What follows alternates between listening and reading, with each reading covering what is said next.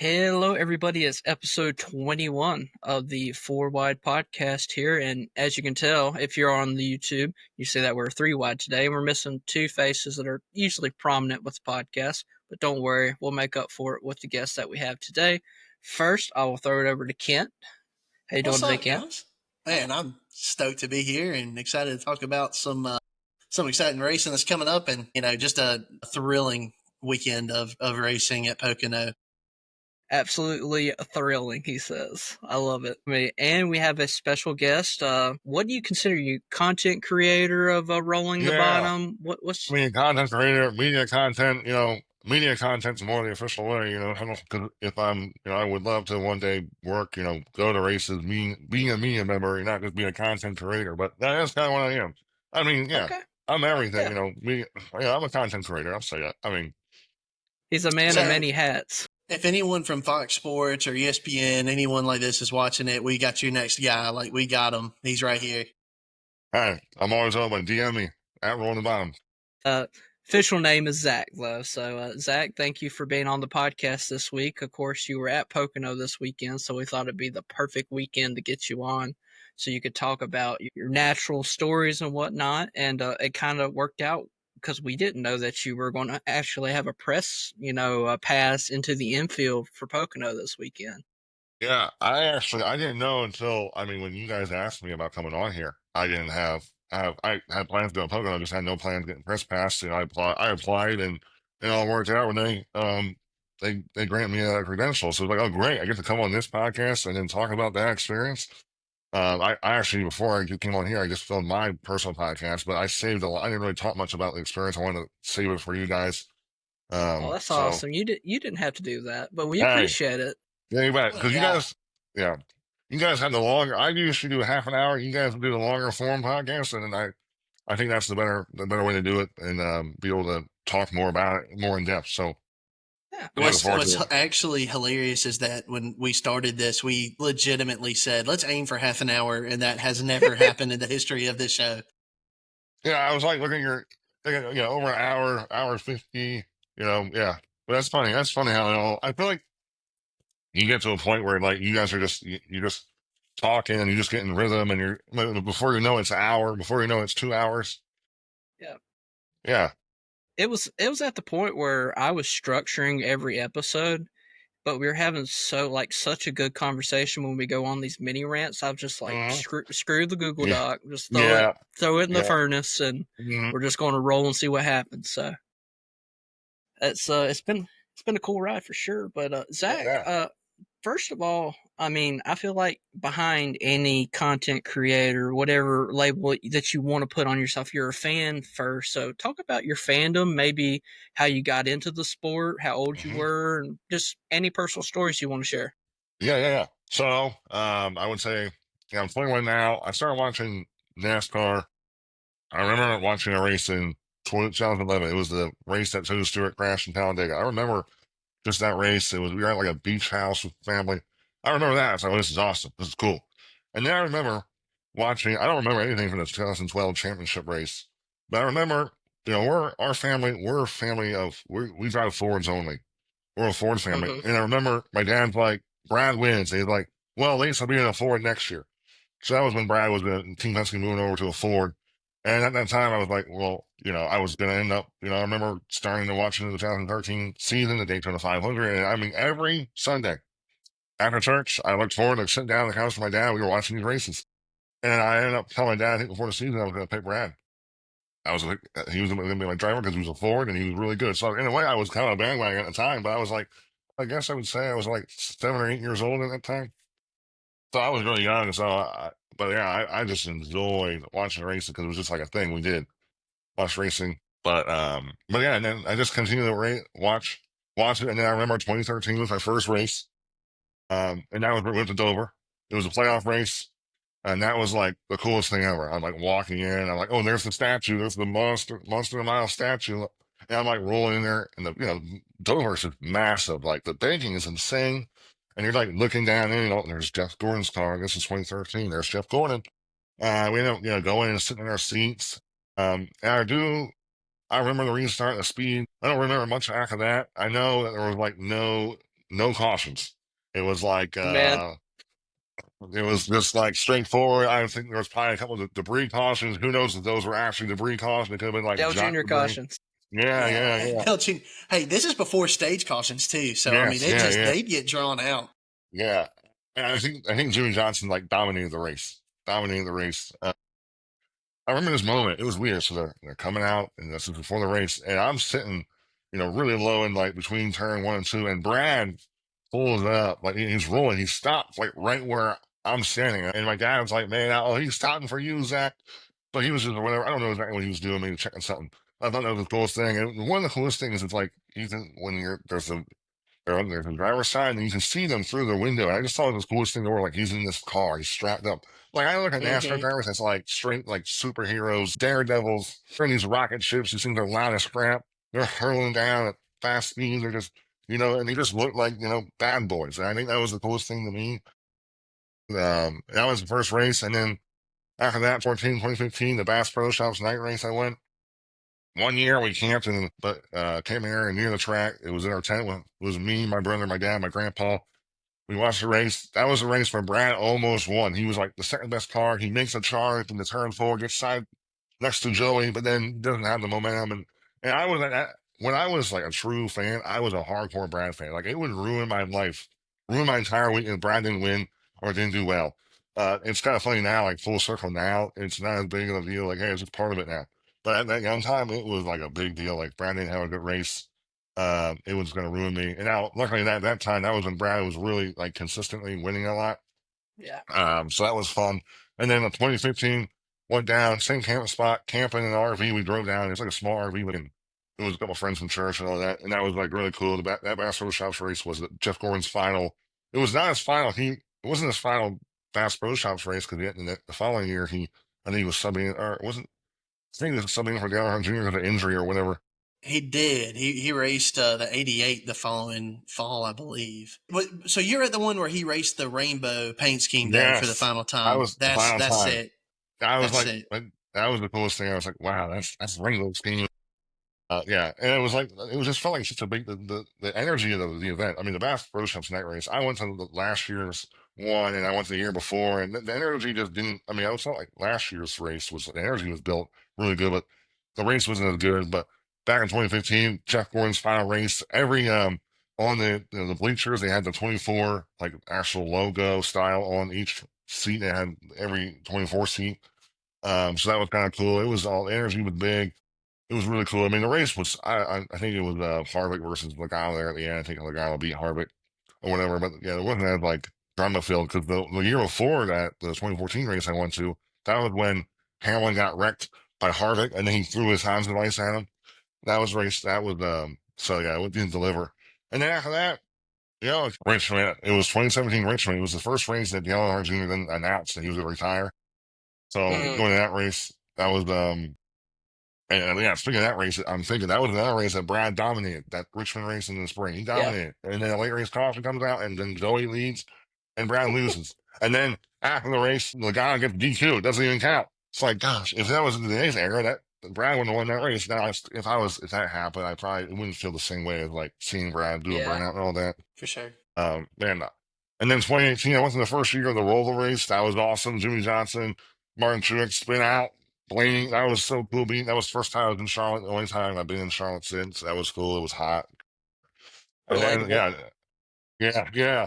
I think you guys experience all the time there. And then it was. I was 21. I went to the Pocono. It was the first year that they did the double with fans in attendance. 2020, they didn't have fans. I went to the first race where Larson blew a tire in the last lap and Alex Bowman won. That was with my dad and all that. And then 2022, I went to, it was my graduation gift. I could have chosen any race. I went to the Martinsville race because my dad likes road racing a little bit. That was the 2020, that Mhm. was first year next gen. And then, I mean, I'll tell you some stories, not really a story, but like the dedication I had to go to a race. I went to the Martinsville race in 2022, where we all know what happened with Ross doing the ride wall. Well, Mhm. I watched the Xfinity race, and then my goal was to drive down that same night, but my goal was to sleep in my car. And my car at the time was a Ford C-Max hybrid. It has like a hatchback roof. It's really good mileage, really small though. But I went to this truck stop, this massive truck stop. I drove 3 hours in. I was already in Virginia. It was probably like an hour and a half more drive to get to Martinsville. But I was going to willing to sleep in this back in this car with a couple of blankets, a couple of pillows. I think I forgot my pillow. I had to sleep with my like one of my bags or whatever. I was freezing, I was shivering, I was nervous. I'm like, oh, is someone gonna look in my car? It was the most uncomfortable time. Then luckily I was literally in and out. There was this nice convenience store right there with the truck stop that you can go in there. It's like a truck. It was like a truck stop. There was showers and stuff. I was sitting on the couch, going on my phone.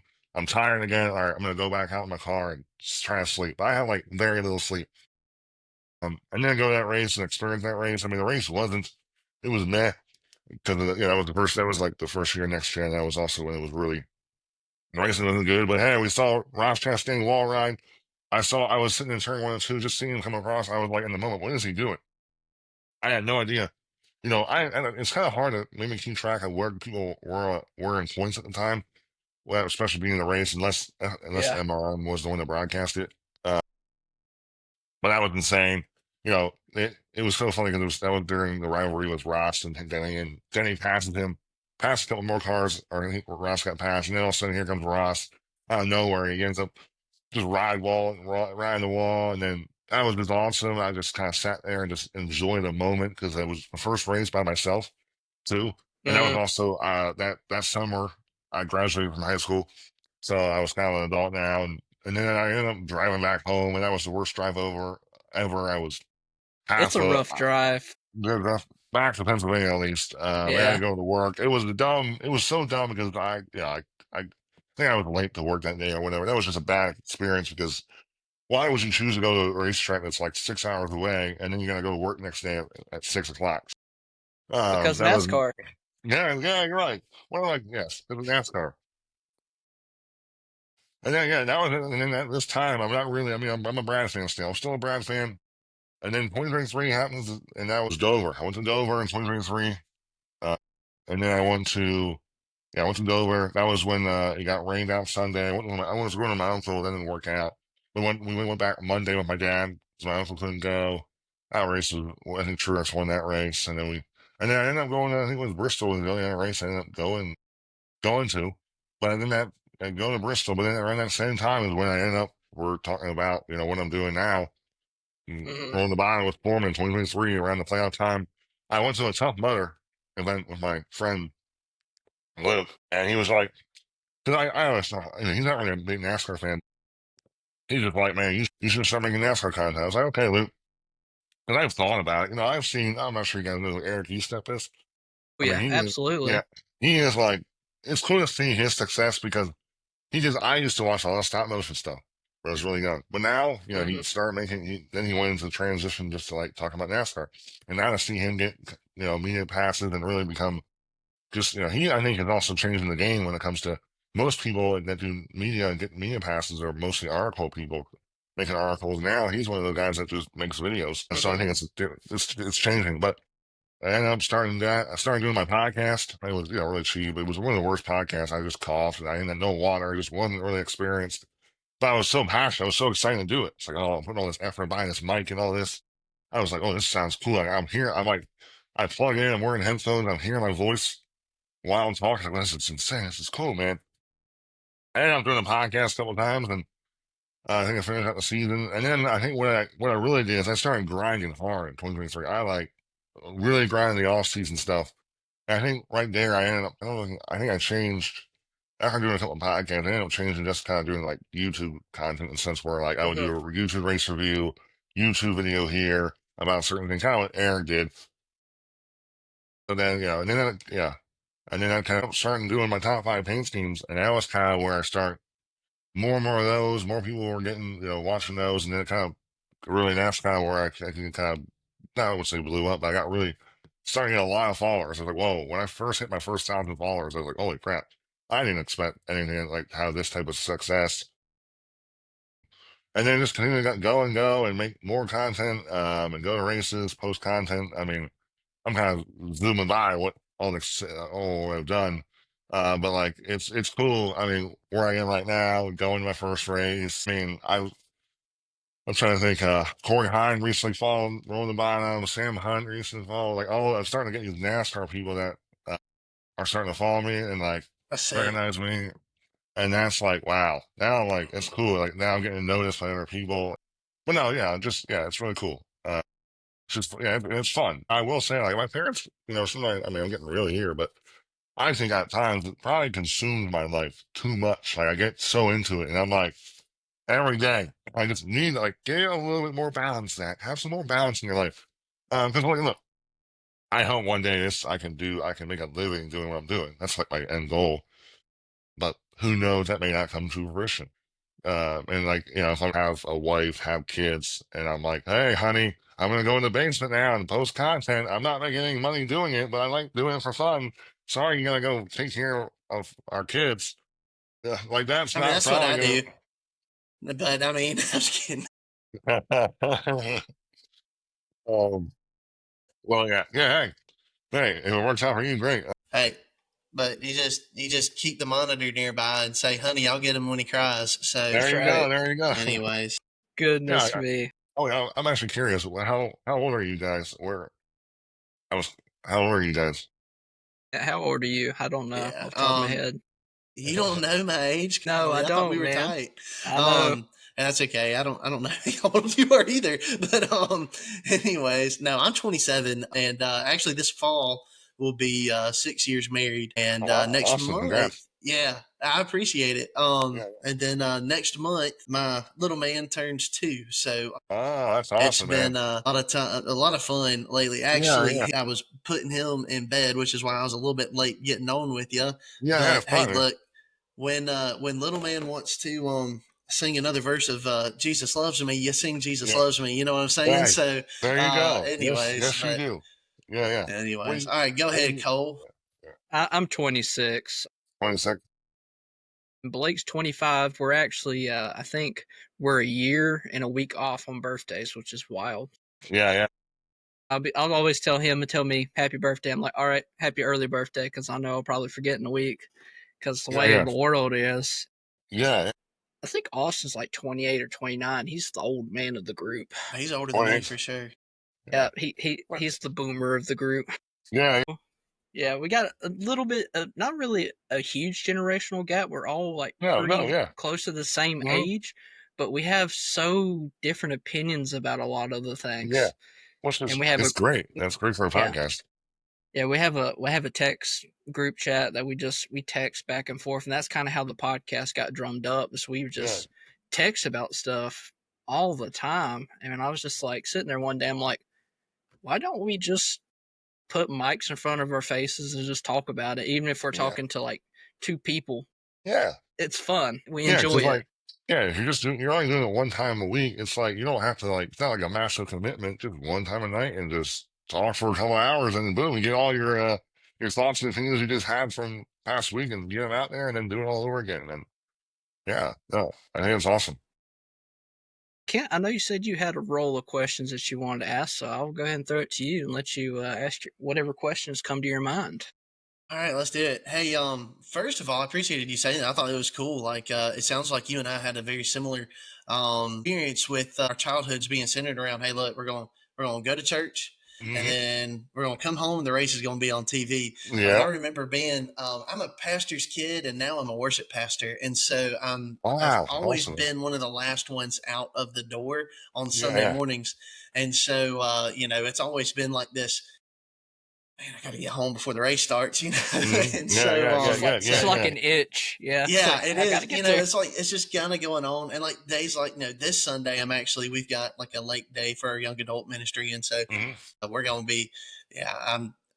Well, no, wait, no, I won't be at the race. It's on Saturday. Never mind. So yeah, I ain't yeah, gonna miss it. Yeah, yeah, duh, yeah, Kent. Anyways, no, but it's been said. Now, I enjoy the history aspect of the yeah, sport. And when I yeah. first saw you pop up on my feed, it was a paint scheme video. I Mm. think you were previewing for the upcoming race. Hey, here are my favorite paint schemes. Something that I appreciate that you do. I think it's so original. Not a whole lot of nobody talks about the paint schemes. I think it's one of those things that I thought it was cool. NASCAR makes it available. It's like it's typically on their Yeah, website several days in yeah. advance. You know what paint schemes are going to be rolling off. And I used to, especially when I was in high school, and I was like really bored in my computer class, I would just Mhm. get on the website and I'd scroll through and I'd pick out what my favorite paint schemes were. So all that to say this: top five all time. So from the beginning of the sport, if you had Mhm. to at least five honorable mentions, I'm not going to ask you to rank them 1 through 5, but if you'd say, Okay. hey, these five are in the top five, which ones would you have to put up there? Okay. Yeah, I would probably go Gordon at number one. I guess I'm not. Yeah, I don't know why, but like I never saw that scheme, but something about like just seeing that 2015 scheme, like, I think it's sick as crap. Yeah, I would also, I think, yeah, Earnhardt. I mean, that's iconic. It's obvious, like, cause that was like associate. That was his brand. That was him. He was the black number three. yeah. I mean, fortunately, you have to probably go to the Richard Petty paint scheme. But also, I would say the M&M's scheme too. Like that was iconic. That's like when I drew it. That was when I remember seeing. And then I guess, yeah. I mean, there's not a Pacific scheme, but like the Miller, I guess, was being a Brad fan. Even though the Miller Light schemes were not always the most cool looking schemes, but that was like that was the scheme. Because yeah, They're you had pretty the white. cars. Yeah, because the end, I mean, Brad when he won the championship, the blue was in like the beer spilling over, Uh and huh. then that was cool. Or even like the Rusty Wallace black with the gold trim. I mean, I'm trying to think like a scheme that like now it's weird now with like unfortunately, but like now Larson and Briscoe and I think Bowman are the only ones that really have the same sponsor every race. So you're not really getting those like you're not really building those iconic schemes. You're not really building that. Right. That stinks. But I And get it feels like so many change year to year. Like even, if you're looking at William Byron's Exalta car, that of course he every only year. races he only races it maybe 12, 13 times a season, Yeah. but he does have it every year. And it seems like every season for the last few, it's been different. Although I'll say Mhm. this year's is probably my favorite in a while. Yes, the flames are But sick. it reminds me, when I was a kid, the flames on the 24 car, Jeff Gordon was my favorite driver. Uh-huh. And so I remember the 2005 Daytona 500, Uh-huh. and I was actually listening on the radio in my dad's office at the church because that's where Yeah. you were in the evening for, being a preacher's kid in Yeah, 2005. yeah, yeah. But, and seeing that car, actually, I made my wife and son, he was probably 8 months old. I made them stop with me at Hendrick Motorsports when that car was on display so we could take his picture with it. So That's in a awesome. couple weeks, when we head to New Smyrna Beach, we're going to stop at Daytona and we're going to take his picture in front of William Byron's car. So we're like, all right, look, we got both Both winners right here. generations, yeah. Yeah. Yep, Yeah, that's I right. actually So that's off that. Yeah, I on Monday I actually went over there and saw the car get pulled in. that's sick.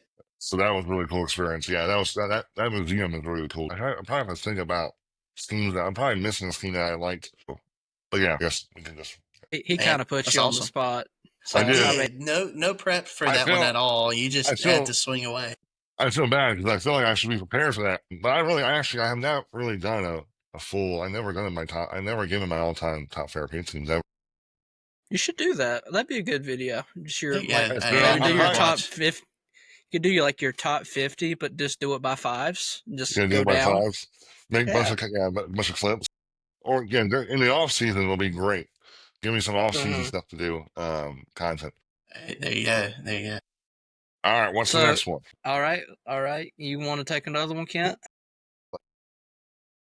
So I know you were at Pocono. You had the hard card. You're there. Is there a part of you that was hesitant to? I know you already kind of mentioned before we began recording. You mentioned it's kind of intimidating maybe to go up to drivers and start asking questions. But you did say you asked one question. So who was the driver or person that you asked the question, and what question did you ask them? So it was super bad. It was after his race. He was one of the guys that was fast in the race, and I asked him because the way the race played out, he led laps, but there was a late caution with SVG spinning out that screwed him up with his strategy. He was literally going to pit that lap, and it was funny. He actually, I guess his team told him he should have picked the lap before, but he wanted to go one more, and that screwed him up. And I forget, they asked him kind of related to that, but I asked him, does it feel good to have the speed when you need a win? That's what I asked him because he hasn't had the speed much this, at least at the beginning of this year, he didn't have the Yeah. speed. He also was thinking they were making mistakes. So I asked him if it felt good that it's good to go down the speed when you need to win, because he needs to win. He's 32nd in points. And that's just what that came to mind. And it was like, it was also weird. There was only two other guys. It was three. So I can't just like stand here and not ask a question. Because Hmm. all the other interviews around me were all, I usually was around, got people that there was like four or five, six of us all around there. So I can just like put my mic out there and just let them all help me out here. You ask a question, I'm gonna benefit from it because I'm gonna post it and get people that content. That's what I asked him. And I think and I was saying it does feel good. They're leaning laps, they're cooking away at it. That was, I mean, I'm telling you, that was one of the greatest feelings I ever felt in my life, because I was all cooked up about wanting to ask a question. Because I was like, I had this meeting pass and I'm not asking a question. And I actually talked to a guy there. So I did a video back in Daytona, where this guy like interviewed me. He works for NBC, he interviewed me, and then he wanted me to send him clips on like my experience, so like help fans give like a perspective of my overall experience in Daytona. And he was there covering a race for kicking the tires, and he talked about how his first race and back in 2014, he never asked a single question. He wasn't ready for it. So hearing him say that made me feel better. Like, this is my first time. I think I'm just putting so much more pressure on myself to like ask a question when there was people that have been doing this for a lot longer and they didn't ask a question their first time. So that's why I asked Brad with one question, but yeah, it feels good. And it was weird too. Like, it's so funny. Like, when you're not nervous, I can think about multiple questions to ask them. But when you're nervous, it's almost like your brain shuts down and you can't think about what to say, or what to ask. Because there's plenty of things if I sat down with Brian and I was not nervous, I could have the same conversation with you right now about, oh, what do you think about the playoffs, the lawsuit, the car, the racing. So hopefully, if I continue to get more opportunities with getting to go to the racetrack, being a media member, I'll get more comfortable and it will be more natural to me. Time will tell.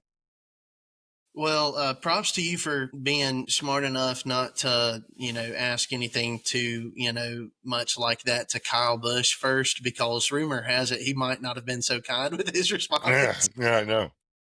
Well, yeah. So I went over when Bubba crashed. He Hmm. was that happy. I have a video where he's walking to the infield care center. Well, I'm gonna wait for him. Like everyone else is waiting for him. And I'm just gonna put my phone out there, and I know there's no way I'm gonna ask him a question because he's not in a good mood. But it was funny though, because he got asked about like, can you confirm it was the brakes? And it was like something where like, it's what my foot told my butt, what told my brain that I blew a brake or whatever. It was like he was cussing or whatever. It was just hilarious though. Especially with the way Bush is running especially the way Kyle Bush is running right now. I would not be asking him stuff about how does your bigger race went? How's the car? What's going on with the car? Yeah. You know? Yeah, man. It's also, I mean, we can get into it, but it's just so weird seeing Kyle Bush not be Kyle Bush like he used to be. Yeah, But I for think, sure. we haven't even got into the race, but I could go into like this overall next gen car and how I think it doesn't suit Kyle Bush's driving style. I mean, even Chase Elliott, you could say that. I mean, he's consistent, but he's not winning like he used to. But also, maybe you could say with Brad too. Brad, I mean, won one race, but he hasn't from the old car. He hasn't won as much either. But that also could be RFK too. There's a lot of things to go with that. Yeah, for sure. I think it's kind of ironic and it's really cool that the first person that you got to ask a question to was your favorite driver growing up. I I feel like know that's like, it's it's kind like of it was made to be that way. So it was. It's weird. It was like that's, it's like a bookend kind of a deal thing. Like it's just it cool. was all meant to be. That's right. It was God's plan. It was like, yep, that you're gonna be a fan of Brad. You're gonna go and Pocono is gonna be your first race in Pennsylvania where you live, and you're gonna ask your first ever question is gonna be to Brad. The guy you loved for so long. So cool. Yeah. All right. Well, I think we'll probably jump into the races and whatnot. We usually go, truck, Xfinity, Hmm. Cup, just Yep. straight line through. So, just your overall thoughts on the truck race. So, you were in the infield for the most of the race, Yeah, right? Because, I was in the media center. Yeah. Yeah, I so mean, how is it watching a race at a media center? That yeah, it was must be an weird. interesting. Yeah, I was like, that was the one thing I didn't know. Like, how am I going to watch a race? Like, I kind of want to be outside, I'm still here as a fan. I want to see them with my own eyes. But then Well, I do kind of want to make sure I have notes and stuff so I can like talk about it on my podcast. So I watched the first couple laps outside on the restart, and then I walked back to the meeting center, sat there on my spot, and I watched it on the damn like five different TVs or something like that, and they're all showing. Some are showing national broadcast, and then some are showing what all the fans see on the big monitors. So yeah, it was cool. But the TV across from me, instead of showing the race, it was showing timing and scoring. So I had to like either turn around, look diagonal, or turn around and look at the TV. And so, I mean, it was cool. I mean, there was food in the media center, there was air conditioning. So it was, I mean, it was a cool experience. It was different. That's like what a lot of media members do that. Most of the media members, I think, are in that media center watching the race, but then they had their headphones in and they're probably listening to not MRN, well, maybe MRN, but also the radio. And like, that's when they'll hear something on the radio and then they'll type it out on X or something like that. That's cool. That's kind of how I did the entire weekend. But yeah, overall, the truck race, I mean, Corey Heim was probably the best truck. Oh, for sure. He was the best truck. That's But week in, week out. It's just consistency for that man is ridiculous. Mhm. And then the rest of the Tricon trucks can't buy a top 10 finish, it seems like, for the most part. Yeah, I mean, I feel like there was a chance with Signs and Super Speedways where he could probably win every single race. And he did that fast, especially the ovals. He did that fast. But he just, every race, he just finds a new way to lose. Some of it's not really his doing, like these late race restarts and late race cautions just screw him over. He's so fast. I mean, he's really good. I mean, I'll be curious, like, with the way the contracts work out, I know he's a development driver for 2011. But like, there's a good chance he'll be back in the trucks next year because I don't think Herbst is gonna.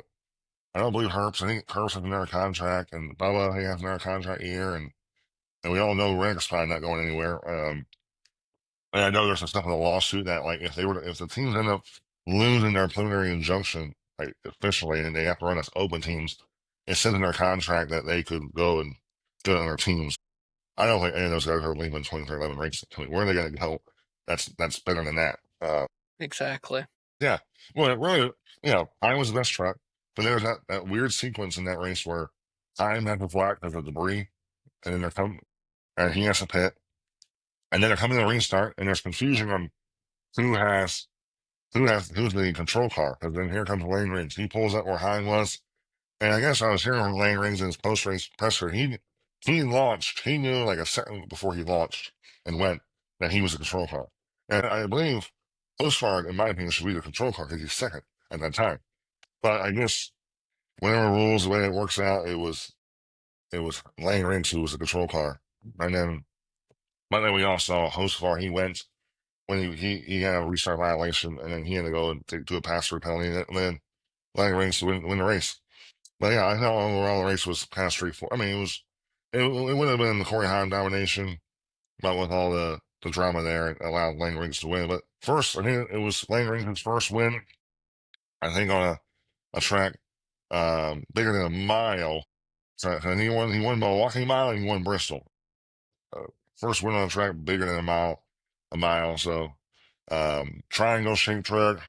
So yeah, I was saying with Lane Riggs, he's impressive. Like he came from the short track ranks, and now he's racing these bigger tracks and getting really good. I thought there was a couple of times. I know Nashville, he was really fast. He still finished third, but I felt like he could have competed for the win there. But his crew, his some slow stops that are screwed up there. But I think Lane Riggs could easily. I don't know. I think Lane Riggs could easily win this championship. At least if he gets to Phoenix. I mean, Milwaukee Mile, flat track. Phoenix, flat track. He's a short track guy. If they bring a fast truck for him and he gets to the Final Four, he could be a guy to win. Yeah, I that was my agree with thoughts. that for sure. Yeah, yeah. Blake, that's on the podcast, he's a big Lane Riggs supporter. Nice. He seen Yeah. him in the Cars tour initially when he was in Yeah. the Cars tour and got a pretty good fandom with him. Yeah, I mean, there's not much to be said other than just you can't not feel heartbroken for Heim. I know he's already won a couple races this Yeah. year, but Austin predicted earlier before the season even started that Heim was going to be able to get the most truck wins in a single season. That Greg Biffle, he thought he was going to eclipse that number. And I mean, it's still possible that he can because every single week he brings a truck that's consistent. I mean, Yeah. they're going to Lime Rock this weekend, which is a road course, right? And you're Yeah. like, you don't think Heim to be someone that would be necessarily competitive on a road course, but then again, you're like, it's Corey Heim. He's the fastest truck all year. Mm-hmm. He's got speed every single week. How can you Yeah. count No, him yeah. out? It's insane. Yeah. No, you can't. Yeah. I I, mean, yeah. It's Corey Hine and everyone else. Everyone's chasing Corey. But yeah. what'd you think, Kent, about the truck race overall? Yeah, so all I know is one of us was smart enough to pick Lane Riggs and never doubted him for a moment. But anyways, no, yeah, that was clutch for me. I needed that win. But anyways, yeah, Corey Haim was the dominant truck. I'll be honest, Friday and Saturday I didn't keep up with a ton of racing, and I'll share this now that they're back safely. But my little sister and her husband were, I guess we could use the word, escaping Israel. And so they were actually Wow. in northern, Okay. yeah, they were in northern Tel Aviv while a lot of that was going on. And so Friday they were traveling through the countryside of Israel to get to the country of Jordan, then flying from Jordan to Dubai, and from Dubai to Orlando. And then Saturday we spent the day with them. And so just there for a Holy Land tour, and then got to witness a little bit of history, bring home a little PTSD, no big deal. Yeah. But anyways, but no, they're great. They're fine. Great. That's awesome. It's God had His hand on them. But Yeah. so I didn't watch a ton of the racing over the weekend until Sunday. Mm-hmm. But what I saw on Friday, I mean, was mainly just it looked like again Heim was the dominant guy, and I agree with you, Zach. Like it seems like Heim shows up as the fastest truck, best driver for every single race. And I think it really shows, we say he finds new ways to lose every week, which is absolutely right. But I think it just goes to show that even in NASCAR's third tier series, right? Like how hard it is to win. You can show up with the best driver, the best truck, and the best team, and that's still not going to be enough some races. And so, it shows how tough it is to win in the top series. But I think it speaks to a lot of, just how far I think Heim is going to go in his career. He's already shown that he's going to be good at the Cup Series because we've seen him in a Cup car, and it seems to suit him well. He ran really good. Where was it he ran? Was it? He finished 13th in Kansas. That's where it was, which is in front of all the other 2311 cars, every single one of them. In 2311, I think we can say, compared to what their expectations are, they're having a little bit of a down season. I agree. Yes. And, like I said, that's only compared to what expectations I know they have. I mean, we've gotten accustomed to seeing Bubba in contention most of the time. Tyler Reddick's always been a player. But, for Corey Heim to come into a team that's not really having their best year and to produce anything in the top 20 says really a lot about him and what he's going to be in the future. So he's a hot commodity. Toyota ain't going to let him get away. I firmly believe that.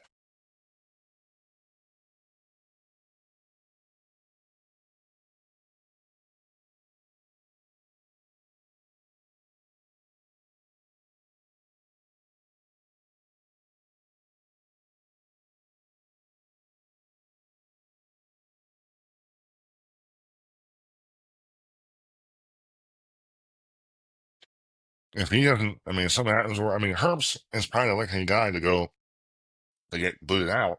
But also, I know Herbst's got sponsorship. He's got Monster. And got Monster money. Well, and my question is, would Legacy consider a third full-time car? Would they be that other avenue from Toyota to get Heim to the Cup Series? Because then they would still, because you can't have more than 3 charters now unless you're already grandfathered into this. So do they do that and Jimmy still run the races that he wants to with the 84 car as that fourth non-chartered? Because he doesn't have a charter already. So I don't know. That would be. I think that would be the avenue that Toyota would probably look at, because I agree. I think it's too early to take Herbst out. The only thing is that Corey Heim is signed to 2311 as a development driver. He's signed to 2311 and has the rights to him. So I don't think he goes to Legacy or anywhere really Toyota unless 2311 knows that how the rights to him, unless it's like an agreement between 2311 and Legacy to allow Corey to run like 1 year or Like a something. loan him out to them Yeah. to drive. Yeah, I Like see what you're saying. kind of how Zane Smith was racing for Spire, but Mhm. he was a track house guy. That could be something there. I did hear because there's a whole lawsuit going on with like Rick Ware Racing and um and Racing America about Legacy. who has the rights to this charter because there was agreement like one Rick first said it was for the 2027 season, Legacy saying it's for the 2026 season. So there's this whole lawsuit battle going on there. Because I did hear with Jimmy that he was in the Rubbing His Racing podcast, the Barstool podcast. He was saying that if they get that third charter, he plans to run like majority, like I think a majority of those races. So I think he's actually there was talks about him like, was this Coke Center going to be his last race? It sounds like he wants to race a little bit more. And he has, and anyone can, and people are going to say he's washed and he doesn't have it, which could be true, but he doesn't care. He's just out there doing it, racing, trying to help his team out, trying to learn this car. I think for what he's doing, I mean, look, he probably still wants good results, but I think for him, he's trying to understand how this car races because he wants to really get an idea so that can help his team in the future. And if he can help his team with it understand the way the car drives and what the car needs to work on. And I think Jimmy has all the right to be out there racing. We were talking about that earlier in the season, and it's kind of funny now that we're seeing Legacy kind of creep into the top 10, top 15 conversation week in to week out. It feels like where Jimmy's been in that car, he knows how it works a little bit more, so he's been Mm-hmm. able to put more structure because I believe at the beginning of the season, right, he took more of a majority own kind of deal thing, like he was more hands on in Mm-hmm. regards to like the competition and whatnot. So it makes sense now that we're Yeah, seeing John Hunter and Eric Jones. They may not finish in the top 10, but you're seeing them at least fighting for stage points, which yeah, these days is, like your lifeblood. That's what you need. Make it yeah, yeah. run to anything. Yeah, John Hunter finished sixth in this past weekend, and Eric Jones finished 13th. I mean, top 15. I mean, last year, John Hunter, I thought there was like talks that John Hunter was going to get the boot right off the bat last year. I thought I saw rumors or something like that. Maybe it was for High or whatever. I don't know. I think that was before I had anything signed up with like 23 or whatever. But no. I would say Legacy is finding the speed, and I know they are a direct they have a direct alliance with Toyota. They are a tier one team. It's all through Toyota. So yeah, they're running really well, really well. So moving on from the truck series, we'll talk about the Xfinity series here next. What was your overall thoughts, Kent, about the Xfinity series race that you saw? I'm gonna throw it to you first because you've seen a minimal amount, so it works Yeah, out so good. pulling up the standings once again, very brilliant person picked Connor Zilic to win as like he knew what was going to happen. No, Thank you. yeah. Right. So I've got a few thoughts on this race. The first one is, man, huge congrats to Connor Zilic. Is this his first oval win? I Yes. believe it Yeah, is. Well, technically, but Okay. it is oval. It is technically counts Yeah. as oval. So Yeah, I see what you're saying. So first triangle win. And so that was I was happy for him. I was really happy. I thought it was funny, and I liked all the memes with Junior on the pit box and then Doc Hudson on the pit box for Lightning McQueen. I was like, yeah, that that's was a great one. similar vibes there. Actually, tonight I was watching. I handed my son his little Lightning McQueen race car, and I put cars on the TV, and he was glued. He'll look at me, he'll go zoom, zoom, and I'm like, yes, we're getting hooked. And so, Yeah. anyways, but I hate it for Chase Elliott. Yes. Yeah. Um, so he's had the speed. He's had the speed lately. Hasn't been able to just go and get the lead like we're used to him seeing, right? Hmm. And Yeah. I agree with what you said. I think they figured out the next gen car before anyone else. That's why you saw him have a really lights out season in 2022. And Yeah. then I think that his injury set him back, and he's still trying to catch up. Um, Yeah. so I also think that there's a part of him that if you can get this guy winning in any other series, maybe he can shake some of that off and get it right in his head and kind of clear his mind and go and win at the cup level again, like we know he's capable of doing. Yeah. But I thought this was going to be his opportunity to go and win a race. He had the speed, led the laps, but couldn't, had some bad luck, got run way up the track on one of the restarts by Allgaier, which that's rough because there's a huge alliance with JRM and Hendrick Motorsports, and JRM actually builds the Hendrick car, right? That Hendrick races, so that's tough to see that. I know Allgaier didn't mean to do that, and that's the last thing he wants to do. Not. So it wasn't a dirty move. It was just man, he got in some bad air and ran him up. But super stoked for Zilich, super stoked for Junior. Contrary to what Kyle Busch said about him just being a warm body on the pit box, I was so excited to see Dale Jr. as a NASCAR winner again, even though it was at the crew chief, role and not as a driver role, but it felt the same. It felt exciting. It felt fun to watch. His little girls were there. How cool is it that he got to celebrate that with his daughters? Gosh. Oh my gosh. Core memory for them. And seeing him hold their hands walking down pit road probably was one of the cooler sights to see after that race. And I like Connor Zilich a lot. He's a young guy. He's got a lot to learn. But boy, is he, he's making some noise. And I think he's got a bright future in the sport. So overall, I was excited about that stuff. But as for the race as a whole, I didn't get to see a whole lot of it. Really mostly saw the racing there towards the end. Yeah. How about y'all? What did y'all like? Yeah, I thought the racing was solid. I mean, Chase dominated the race. I don't know how many laps he led, but he thought it was the best car. I thought Allgaier was right there too. I think those two were the best, but then with like whatever the way his strategy kind of fell there. But yeah, really, what any of those guys' days of winning was what we were talking about, where Allgaier got in there, got a little too hot, washed up. They both made contact. I was there on hit row when Allgaier came over to talk to him. It was a friendly conversation. I didn't hear what they said, but I don't think. I mean, really, to me, this for Chase Elliott. I mean, he said it was his last Xfinity race of the season for him. It's not really going to affect him in anything besides just he lost a race because of it.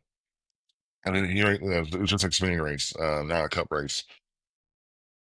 But no, I don't think. I think mostly that deal was just a racing deal, racing incident. That didn't allow then it to be a battle between Kyra Village, Jeffrey Love. Because really, I mean, I thought just what we're talking about. Dale Earnhardt Jr. being a crew chief. Dale in this media presser kind of talked about he wasn't. He wasn't the all around crew chief doing it all. He let the people like the strategists, the engineers, they let them do a lot of the heavy lifting when it came to like, okay, how our strategy, where we are on field. I would say that more Dale was the communicator. He was the driver coach.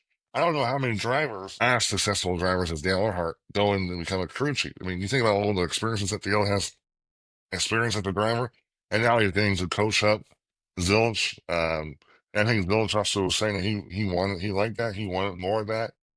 So I thought, seeing Dale win. I know I saw Kyle Busch said that it was like, oh, it's just a warm body or whatever, like kind of like downplaying what Junior was, and it was like publicity and stuff. And look, I would say I didn't really think of it that way, but I get what Kyle was saying. But I still think that Junior had a big impact.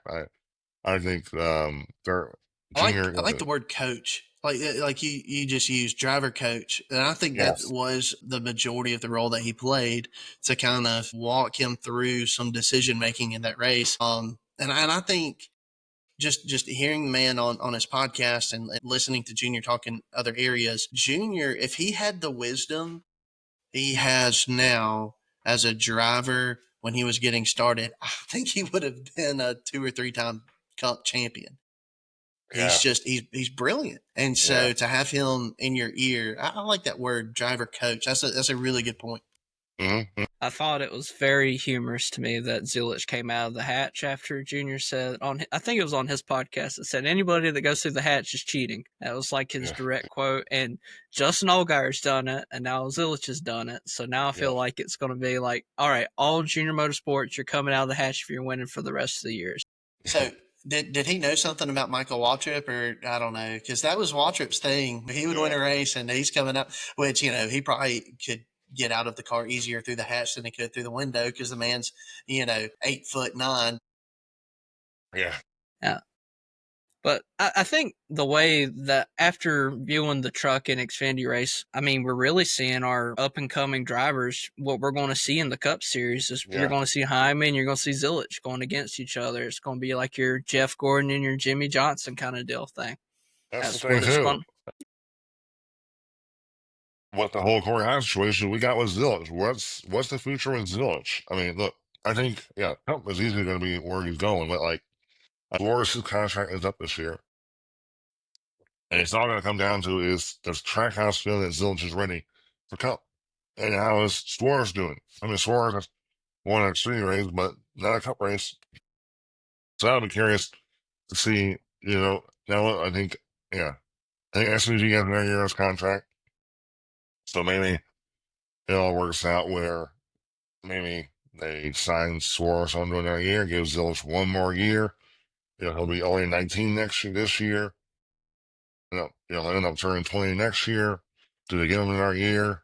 I think it'll be interesting to see what Trackhouse goes with. But look, man, Suarez, he's not. I mean, he's not doing too well right now. I don't know where he is in the point standings, but I mean, there's good days, but then there's bad days for him. And I feel like right now, with the more winning that Zilich does, it's gonna be more and more pressure on Suarez. But yeah, I'll see. But I also got to think about Suarez's fan base. I think a lot of sponsors like him.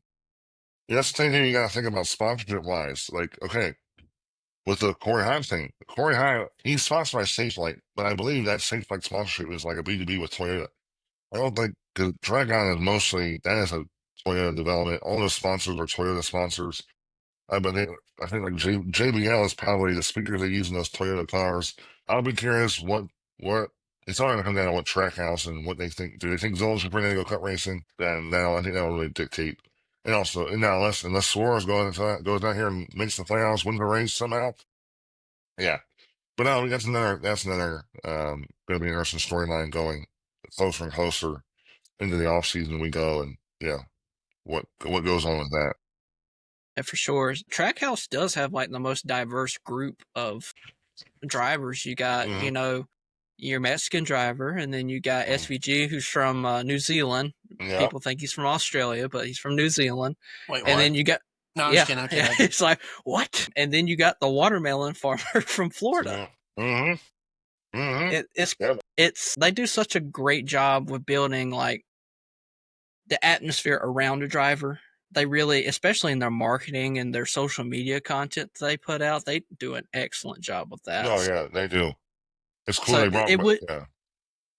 They brought back Red Bull. Brought back Red Bull. That's cool. They're bringing back sponsors that weren't even in NASCAR. That's sick. Red Bull cars are some of the best looking cars in the garage. They are, I mean, it's simple, but it's sharp. Yeah. Yeah. Or we could just talk about the Bush Light schemes. I mean, the original, the simple Bush Light in Yeah. blue, the mountains. I mean, I love that scheme.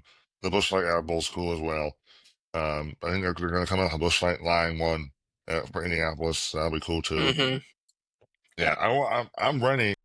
Now, look, I just turned 21. I don't think I'm going to be someone that really is into drinking, but I would love to see them come out with a Bush Light watermelon. Just as like, when's that going to happen?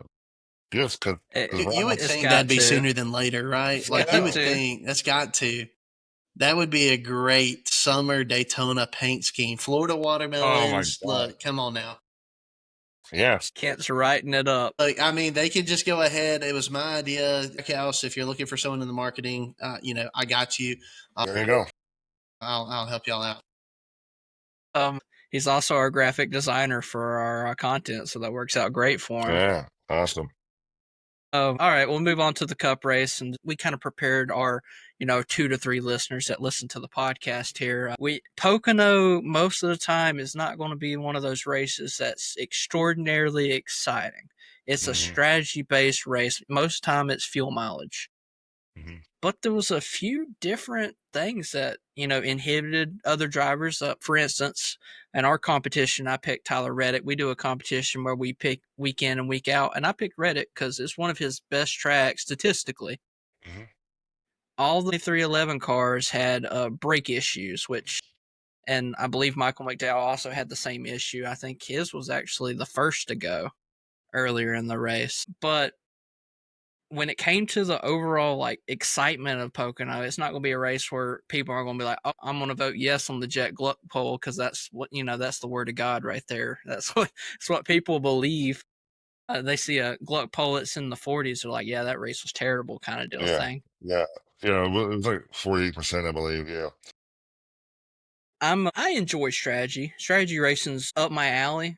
But even I will admit, as a person that watched the broadcast, which Prime has done an exceptional job, I wish they would just do all the broadcasts. I mean, just sign it up. But I know NASCAR would lose a lot of money overall with that, with the amount of money that they get paid for being on TNT and NBC and Fox and everything. But they did such a great job illustrating it, but yet it's probably, it sounds bad, but it's the worst broadcast that Prime's done, but it's not because of the product that they put on. It was just the racing wasn't exceptional by any means. I guess yeah. that makes sense. There's no storylines to really ride on. So as a person that was there, what was your interpretations and thoughts about the Okay, race? so yeah, I mean, overall, I mean, yeah. I mean, I watched the first stage outside. There's a section that NASCAR Essential and hardcore people could be. Now I'm watching these cars fly by, the sound, the speed. Like, oh, this is awesome. I just enjoyed being out there. So I enjoyed that part. Now, I get what you're saying. I would watch Chris Buescher be second. He would be really close to Hamlin one lap.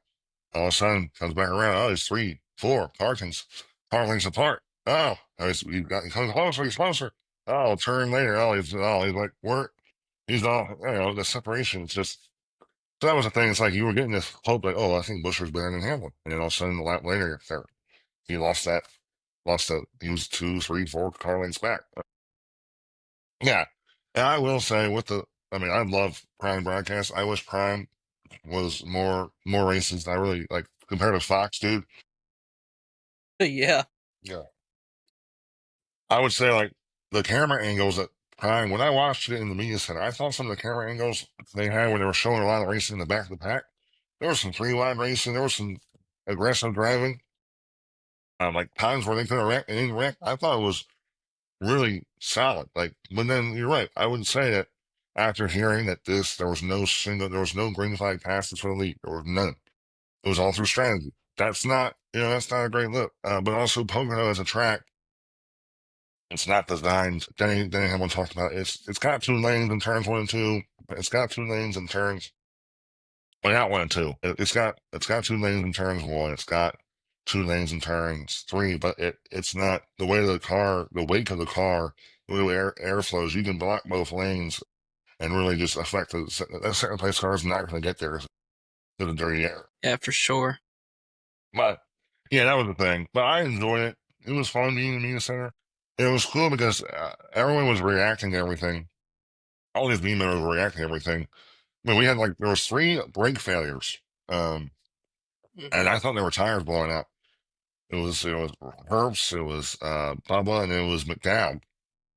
And the funny thing about that, so all those happened. They're all done for the day.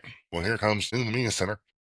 I'm just watching the race, minding my own business, and your official comes in to let everyone know that it wasn't their tires; it was the brakes. And so that was funny.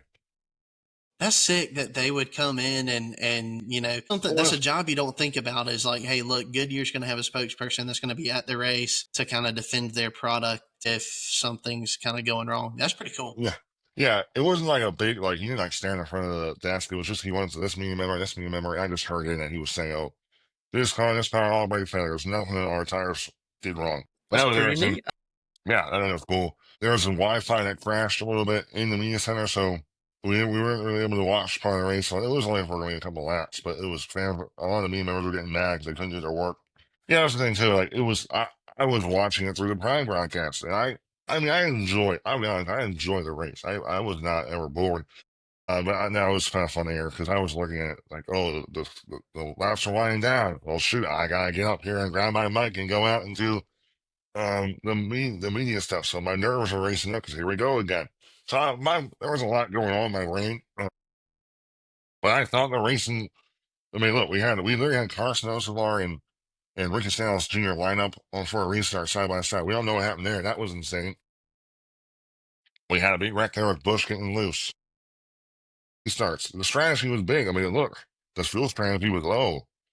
Chase Briscoe was 9 laps short of fuel. How is he going to save that much fuel? How is he going to do that? Oh, Brad Keselowski goes down pit road when pit road's closed. Just screw himself. Uh, Brad chose to stay out an extra lap when his team told him to come back in. Well, that screwed himself as well. Like, oh, there's a lot of drama in it. But no, I would totally agree. The racing at the end, it was frustrating because it's like, well, there's nothing Hamlin can do. He might be faster, but with the way this car is designed, the way NASCAR chose to design this car, and especially on a track that's not really been known to be easy to pass at, it didn't create a good race, a good finish. And also, it's kind of funny that Chase Briscoe was running faster lap times. He was going faster, saving fuel, which also is crazy. But it's also because was because he, with the dirty air, because he could save and still affect Denny Hamlin's air and not allow Denny to get there. And also, I think the reason he was probably going faster because he wasn't hitting the brake. He was just driving into the turn, laying off the gas, let the thing just flow around there. So, but it's still kind of funny that, like, yeah, that was funny though. But yeah, I enjoyed it. But like my perspective was a lot different than your guys'. I mean, you probably enjoy races even if they're bad. Like the Daytona 500, I went to that race. It was 3 wide. We all knew what was going on, fuel saving, but it was still cool to like, wow, 3 wide. Oh yeah, It was yeah, it was cool to look awesome. at. Yeah, it was awesome. Even though we knew they weren't going to be able to pass and no one could do anything. So like, I enjoyed the race because I was there. I was in the environment. But no, I get why people at TV didn't like it. But I still thought, Prime, with the burn bar, I thought the burn bar was kind of cool. They showed the miles per gallon that they're burning versus each other. I thought, yeah, I enjoyed the race. Good. I voted yes on the Jeff Gut poll. That's awesome. Yeah, I think that's what I always tell people is like there is being at the race and there's watching the race. They're two totally different experiences. Hmm. So anybody that says, NASCAR, I'm not watching it, looks so boring, they're going around in circles, yada, the normal defense, I'm like, go to a race, even if it's a truck or an Xfinity race, watch it in person and come back and talk to me. Yep, I'm telling you, dude. Yeah, there's nothing like it. Like where I was sitting there, I'm not sure you saw. I made one of the posts is about one of my Instagram posts about just living out my dream or whatever. The second post I sent is like they're coming across the front stretch and these things are loud and they're just like it's just the sickest thing in the world. Tire X pitting right in front of us. That was insane. It's and depending on how much money you spend, the better access is, the cooler the experience will be. Yeah, for sure. Kent, what was your overall thoughts of the broadcast and just the race in general? I know that you actually got to watch this one a little bit closer. Yeah. So first of all, just mega hats off for Prime, and this isn't a diss on the broadcast that don't do this because I know Prime has some obstacles that they don't have to really overcome. But the post race, what Prime does, is phenomenal. And I know Fox can't do that. I would encourage Fox to maybe say, come on for the pre-race ceremonies and just roll from there and do more post-race. But what they do for post-race is incredible. So Prime's been amazing. Hate to see them go. Maybe we can get them for more races in the future. The broadcast team, and the vast majority of them, of course, are going to be returning with TNT. TNT. So I'm stoked for that. NASCAR on TNT. That's a throwback. That's exciting. Yeah. And so, yeah, I'm really blown away by the chemistry of this team. For them to not have had that much experience broadcasting together, it's been it's been phenomenal. Just blown away. They make it all exciting. The broadcast is great. There's always going to be a few times that I see stuff that I go, man, I wish they wouldn't have done that. Or, man, they didn't have to do it that way. But can't really complain a whole lot about the way Prime did the broadcast. The racing, I thought was good. I'm going to watch my favorite driver, so like I'm glued to William Byron the whole race. And so from what I saw as a fan, I thought it was a really good race. And so I was actually kind of surprised when y'all started in the group chat going, man, that was a boring snooze fest of a race. Because in my mind, I'm thinking I watched Byron crawl all the way up from the front. And of course, he ended up getting Point really fourth. unlucky with some strategy. Yeah. Just did not have the finish that he wanted. Fortunately, retains a great points lead. Yeah. But Yeah. I I watched him go from the back to the front. I saw him take advantage of several restarts and just absolutely zip by guys on the outside and on the inside. I thought it was cool watching guys, watching this chess match of, hey, I'm going to wait and I'm not going to try to pass this car in front of me until they make the move on the car in front of them. And then I'm going to take advantage of them being side by side, slowing each other down. And I'm going to get the draft on them and I'm going to try to make it 3 wide and hit that corner. So that aspect was cool. Now, of course, I want to see more green flag passing for the lead. Yes. I don't think that you should be able to be the slower vehicle and manipulate the air to keep a driver behind you for a few laps. Sure, eventually, would like to see maybe, and I don't know if it would be entire fall off or what. I don't know where this would have to take place. I think just add the horsepower, but what do I know? I'm not a Denny Hamlin fan by any means. You are a hater. You are a hater. Yes, I'm a Denny Hamlin hater. I'm not a Denny Hamlin fan. But we all know he had the faster car. And he should have been able to pass him. He just should have been able to. And I think, I hadn't listened to any of his podcasts. I don't even know if it's been out this week, but I'm sure he's going to complain about lack of horsepower, and the aero blocking. But man, what a win for Chase Briscoe. That it's a big win. Had speed all year, got poles, and just hasn't been able to cap it off. I mean, I love the meme. Hey, you want to see me win the pole? Want to see me do it again? Want to see me do it again? I mean, he's absolutely been, he's had speed, he's had fast, he's had zero luck.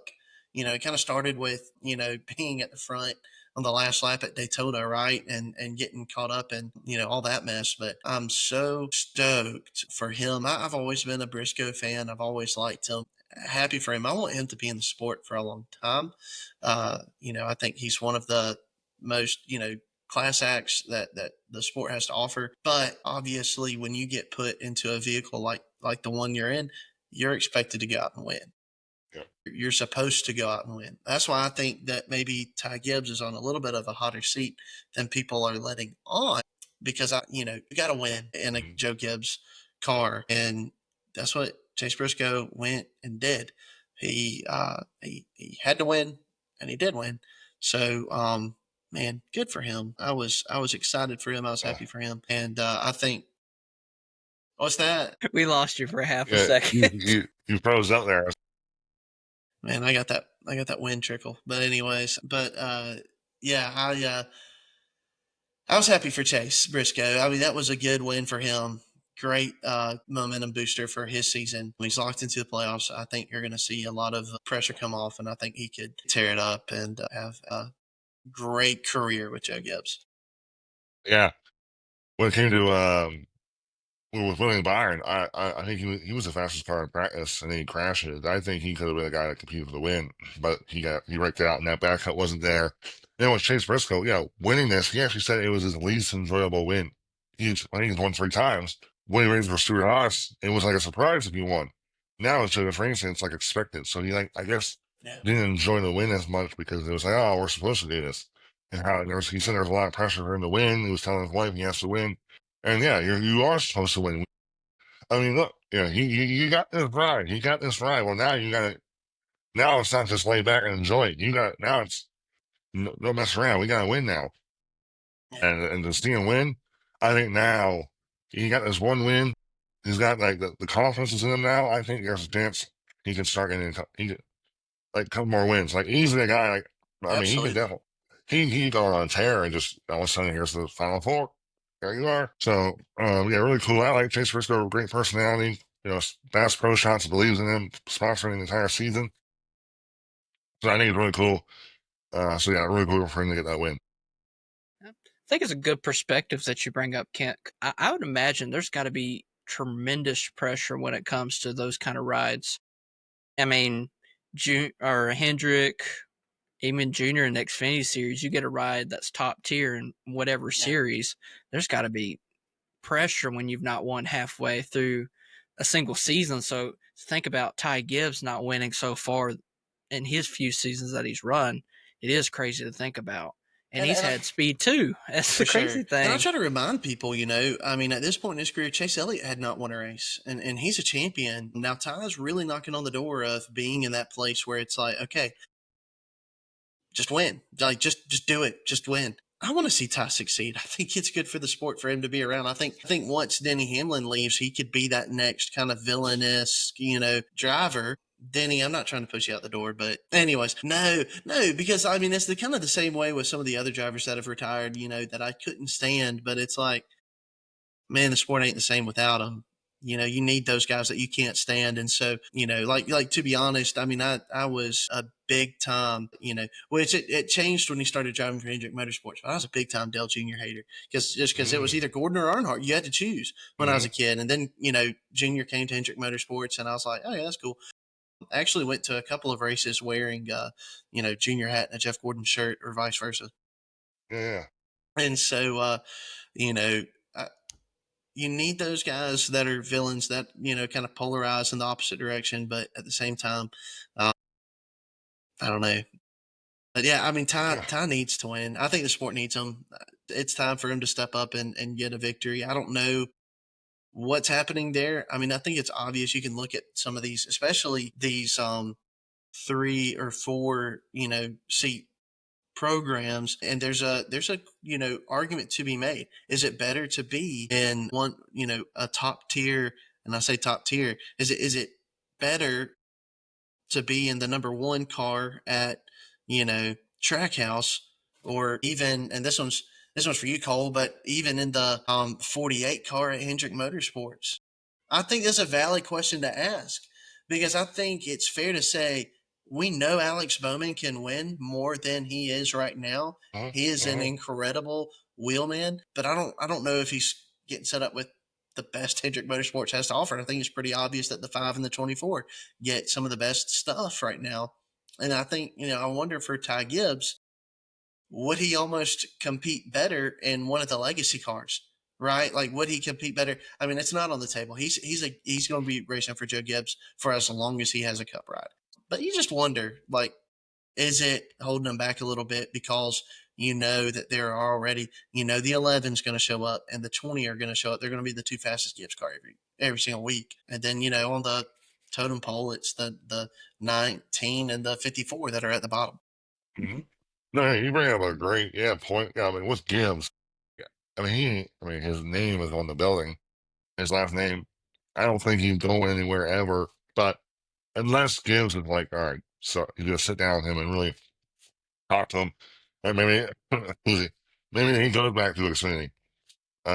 If he doesn't find a way to get a win. But I mean, he's been close because things haven't worked out his way. He's not in playoff contention. I think he was like 31st in points at one time. I think he's still in that range. So he's not doing too well. But no, you would think for Hendrick, you would say all 4 cars are all the same. Even with the parts all being the same, I do believe that there is maybe a lack of speed or a lack of execution with the 4018. You got to think about it. There's 4 pit crews. Those 4 pit crews, they're all ranked.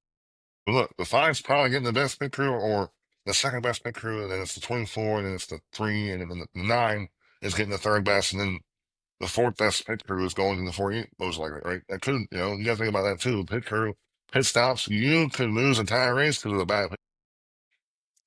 So yeah, we got to look at that execution wise.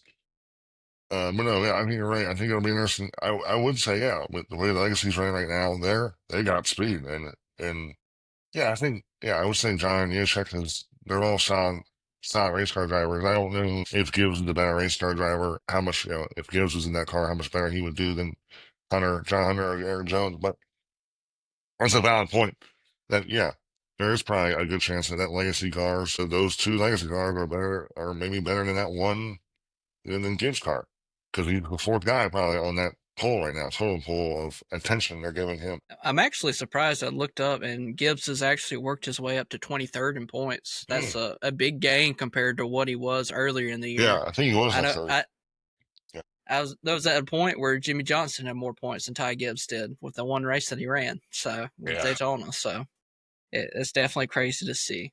All right, well, I'm going to move on to the upcoming week. We got an exciting week. We got Echo Park, right, Kent? Your favorite racetrack?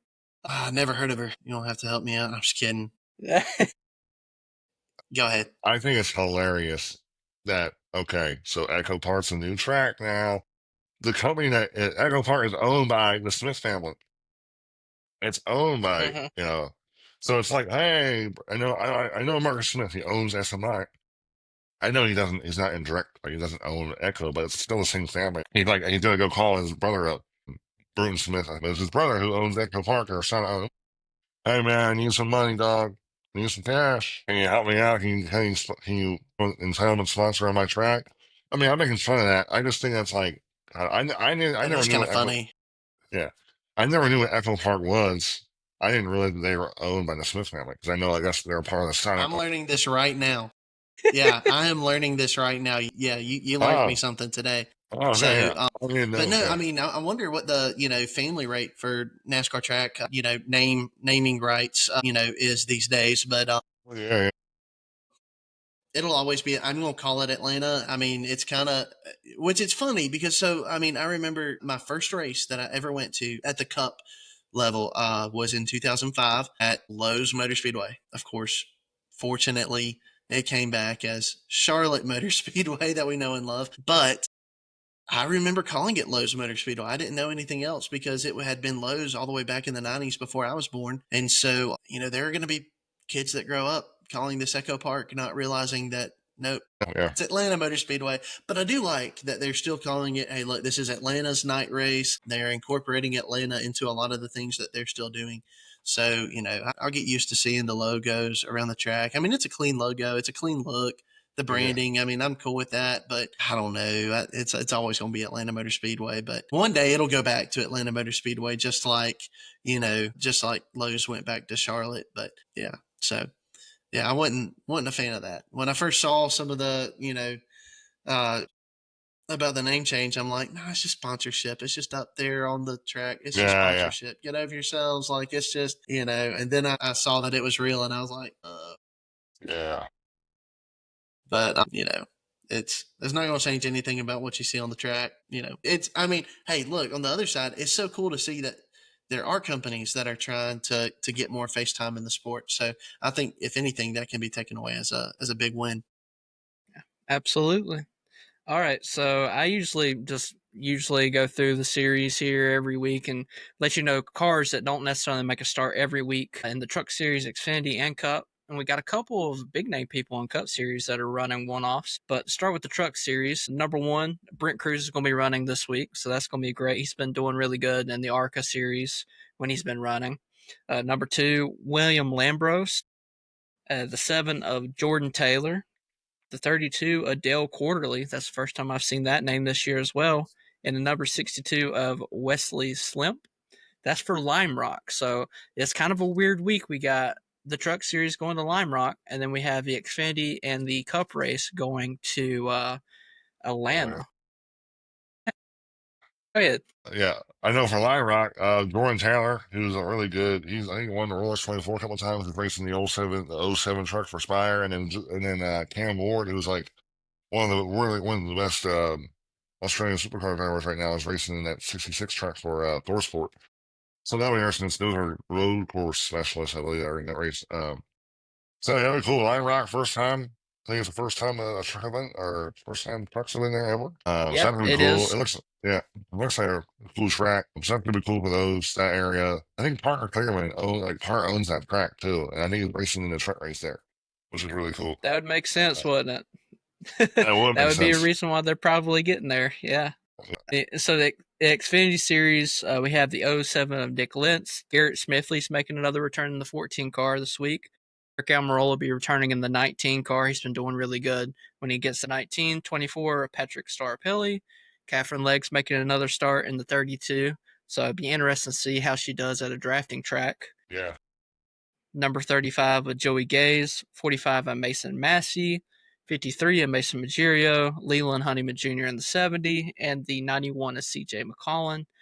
No cars will miss the race. Every single car is going to get into the race, so you don't have to worry Mhm. about that. So, and then with the Cup Series, we got a couple of names.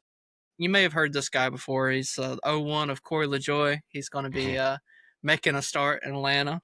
We'll see how he does. 66 of David Starr. That's another name that you've probably heard before, but I haven't heard it in a while. Then you have the 78 of BJ McLeod making another drafting track start, and Connor Zilich will be making a start in the 87 car. Mm. So we got a couple of older names and newer names this week Yeah. in regards to everything. So, Kent, I know you usually do the history portion. I know that you're prepared for Atlanta. Did you do any homework on Lime Rock this weekend? Man, I dropped the ball on Lime Rock. Don't worry, I got you. I got You you. the man. Go for it. Go for it. All right, so Lime Rock Park was actually built in 1957 in Lakeville, Connecticut. So way up there, way up yonder, right?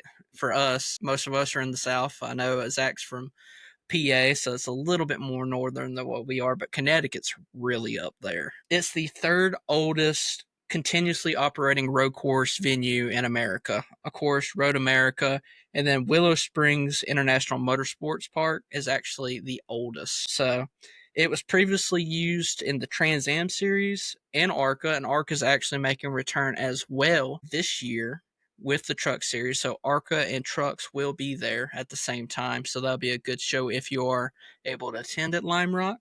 Mm-hmm. What is interesting about this is the trucks will be on a fresh road course with a fresh road course tires. It's the first time Truck Series is going to be on this specific tire, which is always interesting. I mean, you think of any race, I mean, especially, Spring Bristol last year, new tire combination, look what that turned into. And then being at a road course, it's going to be kind of interesting. I mean, larger diameter tires and whatnot. But another thing that you do have to take in consideration this week is they are bringing wet weather tires because there is a probability of rain. It's only 20%, but if it's racing, that's elevated by like 60% right there. It's usually how it goes. If it says it's going to rain, 20%, it's probably an 80% chance to rain. Especially if you're going to the racetrack, that's my luck, anyways. But So rain for road me, course race. Yeah, go ahead. well, I mean, and we'll see, but there's a 30 to 40% chance on Saturday evening, which means there'll be at least one pop up thunder shower. And if I had to bet, just because I can't go back on Sunday, I'm guessing it's going to get rained out till Sunday. So it is what it is. Oh my goodness. You talking about the Atlanta? You talking about the Atlanta race? I'm Well, talking about I the truck changed race. I changed the topic a little bit there, but yeah. How Yeah, dare man. you? Yeah. So, golly, that's ADD for you. Amen. But it's interesting to me because these wet weather tires, if anybody's watched them, I mean, the last time the trucks have used wet weather tires was in Martinsville in 2023, I think. So I'm honestly hoping there's a little bit of rain that gets on the track, even if it's for, a couple of laps, because that's always fun to watch. You see these cars have a hard time going through the rain. Think about these steel body trucks trying to go through the rain. It's gonna be wild. So Oh yeah. I'm really looking forward to it. I mean, anytime NASCAR's brought back a track or went to a track for the first time, it's been an absolute classic so far.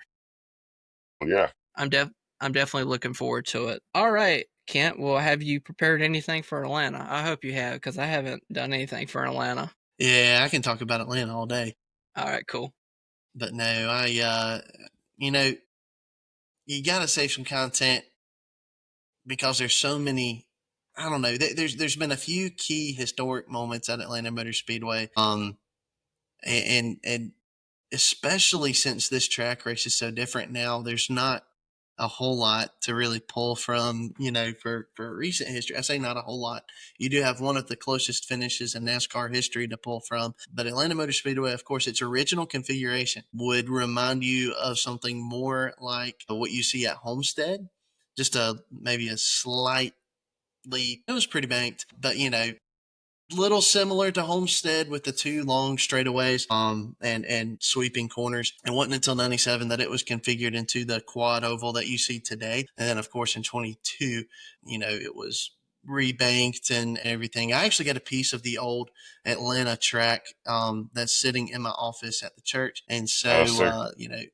it's a great conversation starter because people walk in and go, why do you have a random piece of asphalt? And your office, and I'm like, let me tell you about this asphalt. And so, but I want to speak a little bit personally from, the history at Atlanta Motor Speedway and that sort of thing, and some of the racing that I've seen there through the years. Sometimes when I talk about the history of the track, I just like to bring up just a random race from history that had an exciting finish or something like that. And this one in 2014, I remember being at the track, and this was actually the last time I ever saw Jeff Gordon race in person.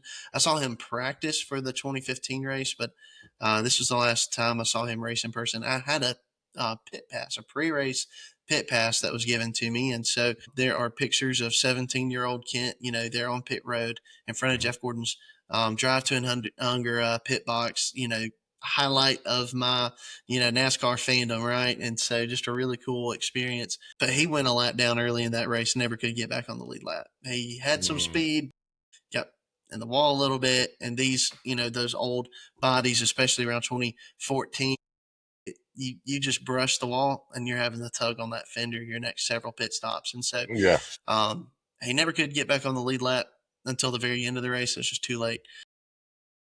There was a green white checker finish, and I don't know if y'all remember this, but there was a period of time where, of course, Harvick's first win came in Atlanta. We all know, that first win in the 29 car where he holds off Jeff Gordon just long enough to win that race. Historic moment. For me, it was a tragedy. But anyways, historic moment for the sport, something that they'll always look back on. But then there was a stretch, especially around that 2014. He won the championship in 14, but around that season where he dominated Atlanta for a while, but could not finish the deal. And so this was one of those races where he dominated and restarted on the front row late with Matt Kenseth. And it was Casey Kane that just came flying through out of nowhere. Took it 3 wide up the middle and was able to clear Kenseth finally on the white flag lap and win the race. I don't think I appreciate. Now I was excited because I didn't have any other guys to really pull for in that race, and so I was like, well, I'll pull for another Hendrick Motorsports guy, and so it was cool to see Casey kind of pull through there, but to see him win and what would be one not his last win. Of course, he would go on and win some other really big races, including the Brickyard 400 there towards the end of his career. But I wish I had a greater appreciation in the moment for watching that guy on track. When he came on the field, when he came on, he took everything on by storm. Finished second, finally won his first race in 2005. Kind of reminded you of Chase Elliott if he had won in his second season instead of in his third season. It's just a really, really, really cool guy, cool career that he had. But I wish I had appreciated it more in the moment. I was there in 2009 when he won the first night race in Atlanta, and then I was at that race that he won in Atlanta. But I don't know. I wish I had a greater appreciation at the moment to watch him win a race. But there were some guys that just knew their way around that old surface better than others, and he was one of them. And then, you've got some other guys too, like Harvick obviously knew his way around it. I remember going in 2018, seeing Harvick win finally for the first time at Atlanta since, that 2001 race. And he turned around, did the reverse drive along the front stretch, holding the 3 fingers up. And I knew immediately, hey, look, he's paying homage to that first win and saluting Dale. That was a cool moment to witness. And so, I feel like Atlanta has been one of those nostalgic stops on the NASCAR circuit for a long time. And there for a while, it felt like there was no one showing up to the track. I mentioned the 2018 race. There's hardly anybody at that race. The weather had a little bit to do with it. Not a whole lot of people showed up to that race. And it has been such a relief in the last several seasons to see fans back at the track. And so, I told you I'd give you some of my thoughts on what the racing is like now, but it's very reminiscent of, an older Daytona style race where you have to have handling. You have to have skill. So if you don't have the handling, but you're able to hang on to your car a little bit better than other folks, you're still able to be in the mix. And so, I've been to one cup race so far on this new surface, and I have not missed a truck race on the new surface yet. Been to most of the Xfinity races, and I've yet to be let down. Maybe this past Xfinity race was a little bit more of a snooze, but it's really yet to be let down. The Cup race I saw in 2023 ended up being cut short because of the weather. William Byron won. I Yeah. was happy with that, of course. Yeah. But and shout out to Cole, by the way, for sending me that car so I could put it on the shelf in the office. But Yeah, that's the I mean, when I don't know, just watching the racing the way that it is now, it's not like Talladega. It's not like Daytona where they get three wide and they just get stuck. It's racy. They get runs. They roll with it. They're able to block and they're able. I mean, it's really fun. But then you also see guys dominate and then start to lose, a lot of the handling. And then it's like, man, their tires are wearing out. mm-hmm. They're fading and that sort of thing. So Atlanta's one of the more fun tracks to be at again. You can see the action very clearly around the whole track, whether you're on the bottom row or you're way up high. And so if you're looking to go to a race at Atlanta and you've been thinking about it, man, you just got to get a ticket and go. It's a whole lot of fun. And I'm excited for this Saturday, Lord willing, and there's not any thunderstorms. Yeah, yeah. No, yeah, I've really, I know I was lying. I know drivers were frustrated with the first year of this repay with the new surface. It was like, I thought it was insane. They took a mile and a half track and they made it into like a super speedway. Like that's like, wow, they did that. Like I know they had like in 2020, I think it was in 2020 or 2019, they had like the 550 package, and they were trying to like to create that type of racing, but it ended up being really terrible. So the great like this pack racing type is really cool. Now, one thing that's weird is like the track is aging so fast that I feel like you're gonna get to a point where like they can't stay as close to each other. Like they're starting to get a little more separated. But like the fact that like Larson, that playoff race last year in Atlanta, he just gets loose and crashes just by himself. Like, and that's probably because he's really having to drive the car. It's not just smash the gas to ride around there. And I think you're right. I think a lot of fans like Atlanta because it is that old style Daytona. You do have to drive the car. You have to have a good handling car. It's not just all about the motor. You got to wheel that thing. You can still block. You can still dominate. I mean, we look at Austin Hill at this track. I mean, what he's I don't know how many wins he has in a row there. He's dominating Atlanta. So, but So like, he has won every Xfinity race that I've been to at Atlanta, except for the first one on the new surface, which Ty yeah, Gibbs won. But the yeah. rest So, of the man, time, it's been Austin Hill. yeah. So yeah. Oh, so that's the thing too, though. It's like it's smaller than it's smaller than Daytona and Talladega, but the skill set of being really good at super speedways is still in there, even though it's smaller. So yeah, I think I would love to go. I definitely want to go down to Atlanta. It's just going to depend on like travel. I mean, like that's the thing too. It's like 10 hours drive for me. Unless I fly down or ride a train down. But no, I definitely want to go down to watch the race there. Like a night, like a Saturday night race, I like that. We don't. I think last year there was only like one Saturday night race. I think it was for Bristol, and then this year there's a couple more. So I like the Saturday night races. I feel like with the Saturday night races, NASCAR didn't really went away with those because they're so into their TV ratings. Caring about that because they're saying that Saturday night it's not the best timing because all these other sports going on and it's better in the afternoon. It might be, but I think the Saturday night is gonna be nice for me because one, of course, I go to church in the morning, but I don't have to worry about going to work. I can still sleep in because church is around 9, not works at like 6. So I like the Saturday night race. I think it works out for people that go to work on Mondays. So I'm looking forward to the race. It'll be fun. Absolutely. I will say that the tire combination that they're running is the exact same that they run in the spring. So Okay. just make sure. I mean, it ought to be a really good race. In all honesty, so Yeah. all And right, and with all that's going on with this playoff format, I mean, if someone wins the race below that cut line, it's going to shake it up. So, and this in-season tournament, I know I'm not sure we're talking about that. I know that's going to be fun to follow along. So there's going to be a lot to enjoy from this weekend in this race. yeah, absolutely. I would love to talk about the in-season tournament, but I know that we're getting close to the 2 hour mark, which I know is Yeah. crazy, isn't it? Oh, yeah, it's great. Yeah, dude. Hey, that's what happens. You're getting in the groove. You just start talking. You go off track. Yeah. I mean, that's the thing about it. I mean, when you got so many, yeah, we all got our opinions. I mean, and we're all very informed about what's going on. Yeah, we could sit here for probably another 2 hours. But no, yeah. I've enjoyed Yeah. this, guys. It's been really cool. Yeah, it's been awesome. So we usually do 2 segments towards the end. They're pretty quick. We call this segment our spicy take segment. So essentially, it's just you just take a spicy take, whatever random factoid that you want to say.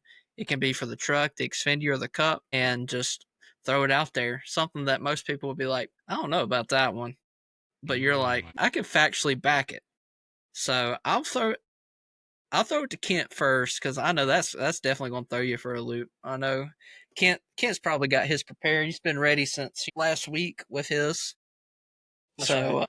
yeah, let's go. Man, hot take for this weekend. So I feel like this is going to be a hot take. I'm going to say RCR runs out of luck. They're so dominant at any drafting track.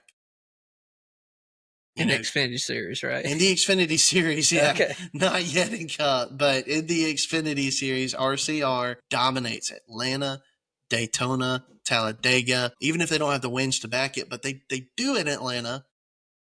And this is crazy, absolutely crazy to say, feels stupid coming out of my mouth. I'm going to say that no RCR car finishes in the top 5. And I feel like that's a hot take given the streak that they're on at Atlanta Motor Speedway because Zane Smith's going to find a way to be in it at the end. He always finds a way to be in it. Not Zane Smith, golly. What am I saying? I was like, who? Zane Smith. Yeah, He y'all in didn't know. Cup now, He brother. races for RCR. Y'all didn't know. Y'all didn't know. Yeah, he's driving the 3 this weekend. Y'all didn't know that? How could y'all not know? I'm just kidding. No. Golly, no, my brain is shot. Austin Hill always finds a way to be in it there at the end. He just always there. And then he finds a way to win it. I don't know how he does it. He's just Superman at Atlanta Motor Speedway, Echo Park, whatever that is. Anyways, Yeah. He just gets it done. Jesse Love, he's in contention. He's at the front. I saw him win at Talladega last year. And so, these guys they know their way around these tracks. They know how to get into the front and control. And that's the big thing. But I'm going to say they run out of luck. I'm going to say I think it's going to take an accident, some wrecking to make that happen. But I'm going to say neither RCR driver finishes in the top 5.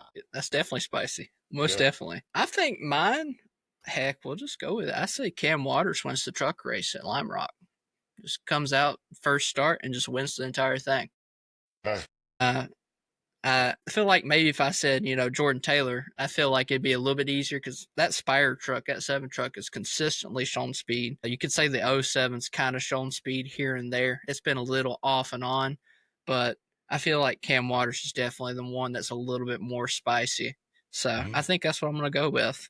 I'm going to say he somehow outdoes everybody else that's on the entry list and takes care of business this week. That'll be my spicy take. Yeah, I would say my spicy take. I'm not. I'm not gonna be here on here every week, so I thought I'm not gonna I'm not gonna do anything with this weekend. I would say when it comes to this whole playoff format thing, my spicy take would be that I think more. Now, I don't know what you guys' opinion of this, but I'm not sure you're seeing all this stuff with the playoff format and where the direction it may go.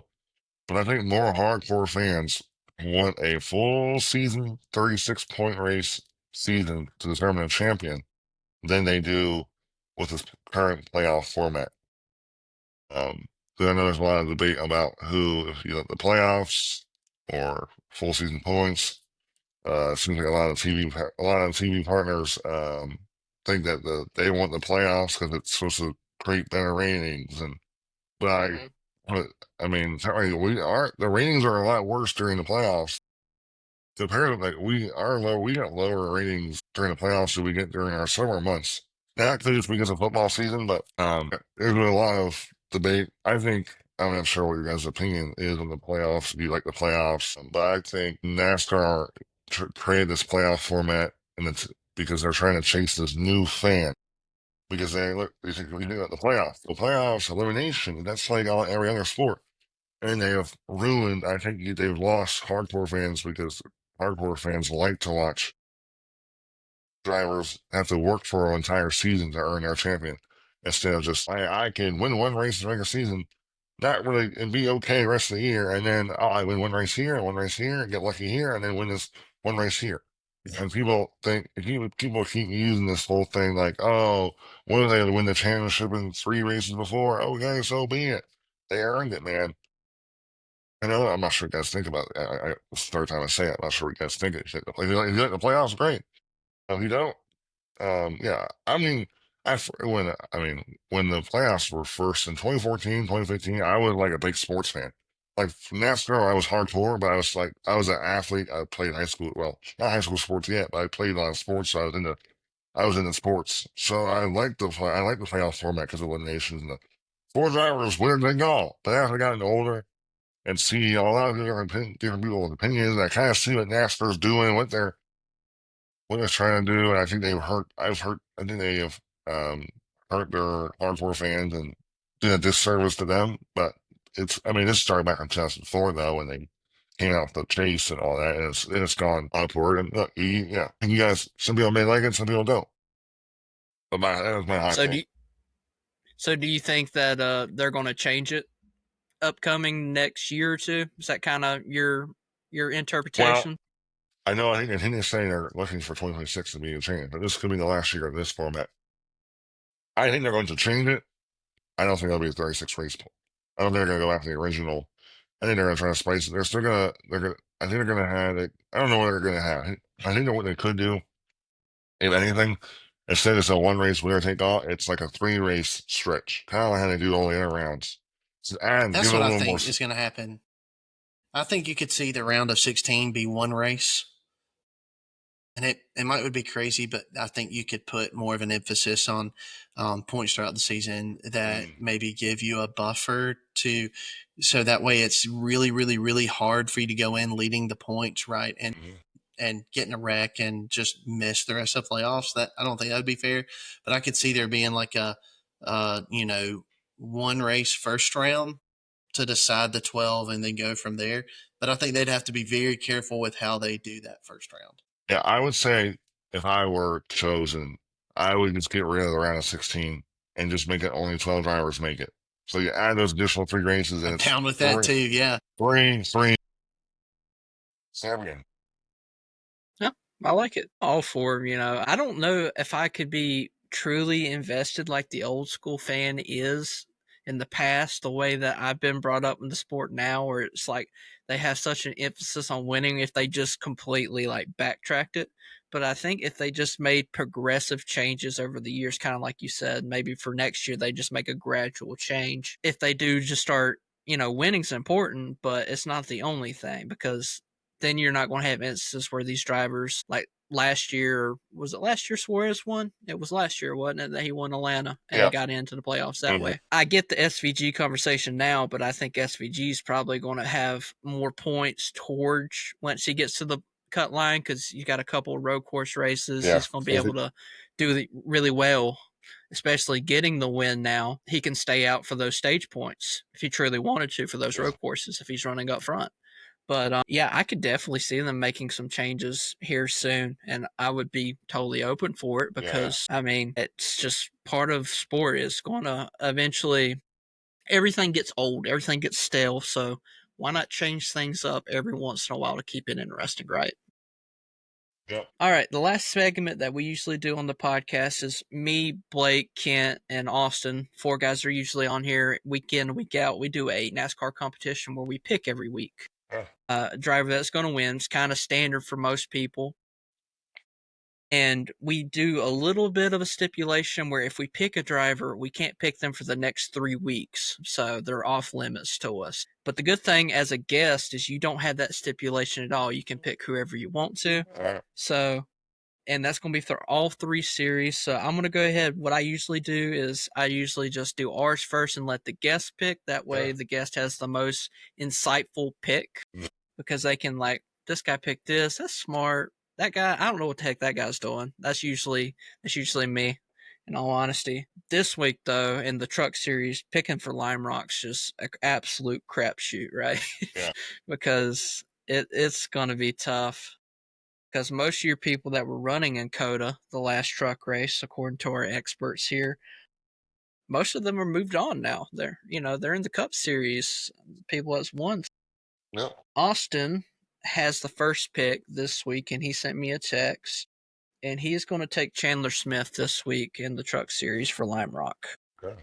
Which is an interesting pick. All right, then I am next, and I cannot pick Hemrick, Riggs, or Hocevar. Of course, Hocevar's not running this week. Let's see, this is a tough one here. You know what? I think I'm going to take the Jordan Taylor. I'm going to take that 7 truck. That truck's been fast as lightning. You're the last pick. You ain't going to get nobody that you really want. Absolutely not. Hey, who was the first pick that was taken again? Chandler Smith. Chandler Smith? Yeah, this is going to be rough. That's who Austin picked. All right, and then we get to pick Blake. So what great pick he made here. He picked Lane Riggs. So he's going to say Lane Riggs goes back to back. And I believe he can pick them because there's no stipulation. Yep, he's good to go. All right, Kent. You cannot pick Corey Heim, Corey LaJoie, or Riggs. So who are you going to pick this week? Pass. I'm just kidding. Let's see here. Dadgum it. I'm scrolling, waiting for a name to catch my eye. Still waiting. You know, man, I feel like he's going to be up there at the end. So I'm going to take him. Give me Tom Majeski. He needs a good run. He's had a rough go at it in the Truck Series. I feel like he's due one. He's not been really relevant since Martinsville. All right, Zach. Well, you have all the field to pick from here. Yeah. So you got the best pick regardless. So yeah, who are you going to go with? See, I mean, obviously, I think it's Corey Haim because I think he'll have the most speed. I mean, he'll be the most comfortable in that truck. But I'm going to go, I think, I feel I'm going to go Cam Waters. He's been in this truck a couple times. He kind of has a feel for it. He's supposed to be a road course guy. So Cam Waters is my pick. I was going to go with that Jordan Taylor. Man, I think he's legit, but you picked him before me. So you can pick him too if you want to. No, it's fine. Good. I'll take Cam Waters and I'll see how my pick goes. All right, sounds good. Yeah, for the guests, you can pick whoever, even if we pick them. Just so you know, because I know probably what's going to happen here, because I know Kent's not going to get the guy that he wants for this race for the Xfinity Series, because I'm about to pick him with the first pick. Mm-hmm. I can't pick Sam Mayer this week, Ty Gibbs, or Sheldon Creed. Sheldon Creed had an abysmal day at Pocono. That hurt me. I picked him that week. I'm taking Austin Hill this week. I feel like an absolute doofus if I don't pick Austin Hill for the first pick. Alrighty. Blake is next. He cannot pick Almirola, Suarez, or Brandon Jones. And he is going to go with, shocker, Jesse Love. So there it goes. This is a gigantic bummer right here. Oh, man. See, this is what happens when you win, Kent. I know it's a rare commodity for you. I know. I'm not used to this. But usually, if you win, you don't get the best drivers that are left on the board. All right. Austin says he is going to take Eric Almirola, another great pick. Veteran driver, fast car in that 19. All right, Kent. You cannot pick this week Chastain, Bale, or Zilich, so you pretty much got a clear board except for Zilich. Well,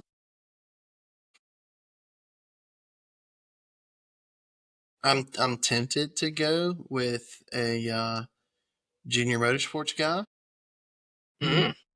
but I think what I'm gonna do is go with a guy who, I'm gonna gamble a little bit. I'm going to go with a guy who knows how to compete well in these races and has won with the team that he is at in a race like this. And I'm going to go with Jeb Burton. Yeah, it's funny. I wrote that down before you even said it. I knew exactly who you were going to pick. I did.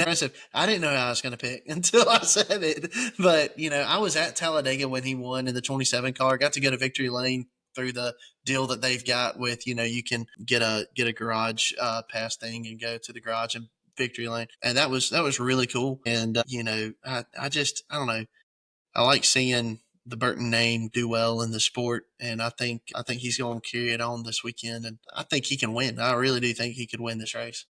For sure. All right, Zach, hit us with it. Who's going to win this race? Well, I'm trying to go to Austin Hill. We're talking about the exclusive race, right? Yeah. Austin Hill going to be Yeah. big. I mean, it's still there. I mean, look, yeah, I feel like my pick's not really anything special because it's just it's the guy to beat. Bro. He's gonna be the favorite probably. The betting odds will probably be him. But again, Justin Allgaier is another guy. I feel like Justin Allgaier he had a chance. He probably should have won this year's race there because he had the ability to go and take the lead. He had to run on the bottom. He didn't chose to come up and block for Austin, take the Austin Hill's lane away. But I'm going Austin Hill. Austin Hill's the guy. Alrighty. Can't blame you there. It's the best available picks. Yeah.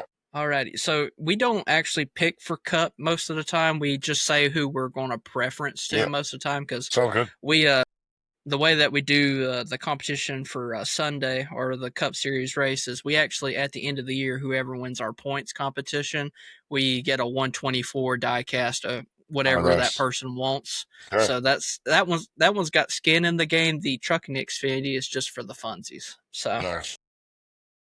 I get the first pick this week, and I cannot pick Gibbs, SVG, or Reddick. So that's 3 road course guys I'm going to be limited on for a little bit. But, I mean, I'm probably looking towards Ryan Blaney this week. I mean, he was incredibly fast in the spring race. Most people remember that he got loose, wrecked. Not really wrecked. He saved the car. Got put in the back and was able to come up from like 28, 29 to like 4th in like 6 laps or something like that. It was absolutely insane.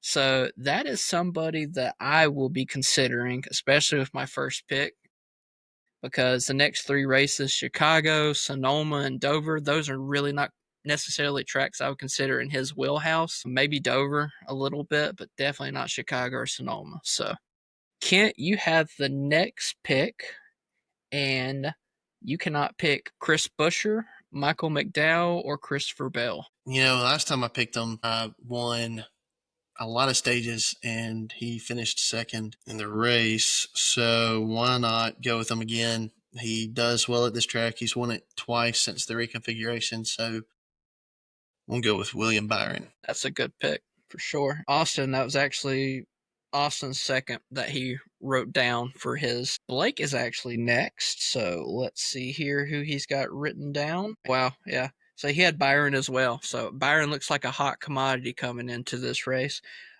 Blake has Joe Logano as his third pick that he would consider.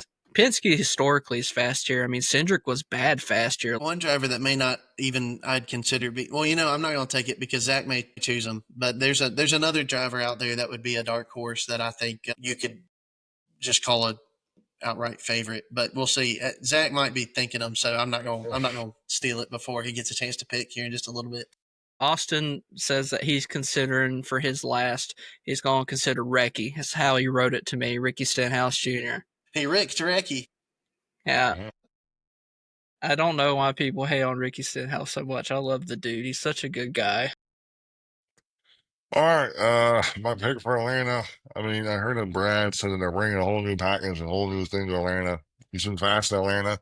I like him at Atlanta. But it's I feel like Atlanta is one of those races that it's not like a throwout race. Like, I actually think you have to be fast to win there. It's not like you can't expect, David Starr to go up to the front. You're not going to, Dang it. Yeah. You have to have a good handling car, a good speed in your car. Yeah, I mean, it's going to be interesting to see, I feel like we saw a couple wrecks in the earlier race this year, but like, I actually don't feel like you're not going to get the way because you can move around and space out. You're not getting those big wrecks. Of course, one wrong mistake can lead to that, but I do feel like you can control your destiny a little bit more here in Atlanta because of the way that the track ages and you need to handle it, and you have to actually have to drive the car. So, I mean, I could change. We'll see with qualifying, but I'm looking at Brad. He needs a win. He has to be aggressive. So I'm going with Brad for now. I'd love to see Brad win. He's the guy that I was about to say. He's the guy I had in mind. Yeah, Brad, man, I seen him at North Wilkesboro. He looked fantastic. running up front for a little bit at North Wilkesboro. It's just everything's just not lined up for him this year, but eventually it will. I mean, something has to give for that man because he's pouring so much emotion, and all the other RFK cars have been exceptionally fast so far this year. So it's just going to be just the right track, the right moment, and Brad's going to get that win. I believe in that. Alrighty, so that is all that we got. Yeah, man, it's been this is fun, guys. I really enjoyed it. It was cool to talk racing with you guys. First time you guys been on the podcast. Yeah. So hey, I don't know when next time we got, maybe, who knows, I get another opportunity to go to a race. Yeah, absolutely. We'd love to have you back on. And if you ever need any help on your side of your podcast, you need a guest for whatever episode. I know you usually monologue it. I used to do a podcast like that. Yeah. My country music podcast, just monologue, cool. Yeah. But if you ever need anybody, I'm sure one of us would gladly hop on there. Yeah, sounds good. Talk with you. Yeah, I didn't know this is a cool app. This is like a dedicated podcast app that you guys use. I was thinking it was gonna be like I thought I watched some of your guys' clips. I think it's like I thought it was like it looked like a Zoom style podcast, but it's not. It's this app. So I thought that's pretty cool. Yeah, it's you do have to pay for it. Okay. I forgot how much it was, but I like it because with Zoom, this is a little tip for anybody that wants to start a podcast. Zoom, it's very much internet based. So when someone really goes off, like internet is done. But this one, it uses a little bit more like device security and whatnot. I don't know what they actually do, but it doesn't break up nearly as bad. Yeah. From what I understand. I can tell. Yeah, we didn't. Yeah. No, it's nice. It's a great choice to start. Yeah, start a podcast with this app. It might be easier way to do it. Yeah. That's definitely a platform I would recommend. Riverside, for anybody that doesn't know it. It's a great little thing. It's not like we're sponsored by anybody or anything. It's just what we do. This is what I've done. But yeah, Zach, it's been fantastic. Thank you for coming on. Maybe the next time you come on, everybody else will be here, and then you'll really get all the perspectives. Yeah, I would love to get everyone's perspective, and yeah, that'd be awesome. But no, yeah, I enjoy coming on, and yeah, let me know. Yeah, we'll figure out. I'll come on again down the road. We'll figure it awesome. out. That sounds great. That sounds great. Alrighty, so we're going to sign off here all together. Of course, Chicago will be coming up right after Atlanta, so look forward to that. And we will see you guys next week on the Ford Wide Podcast. See ya.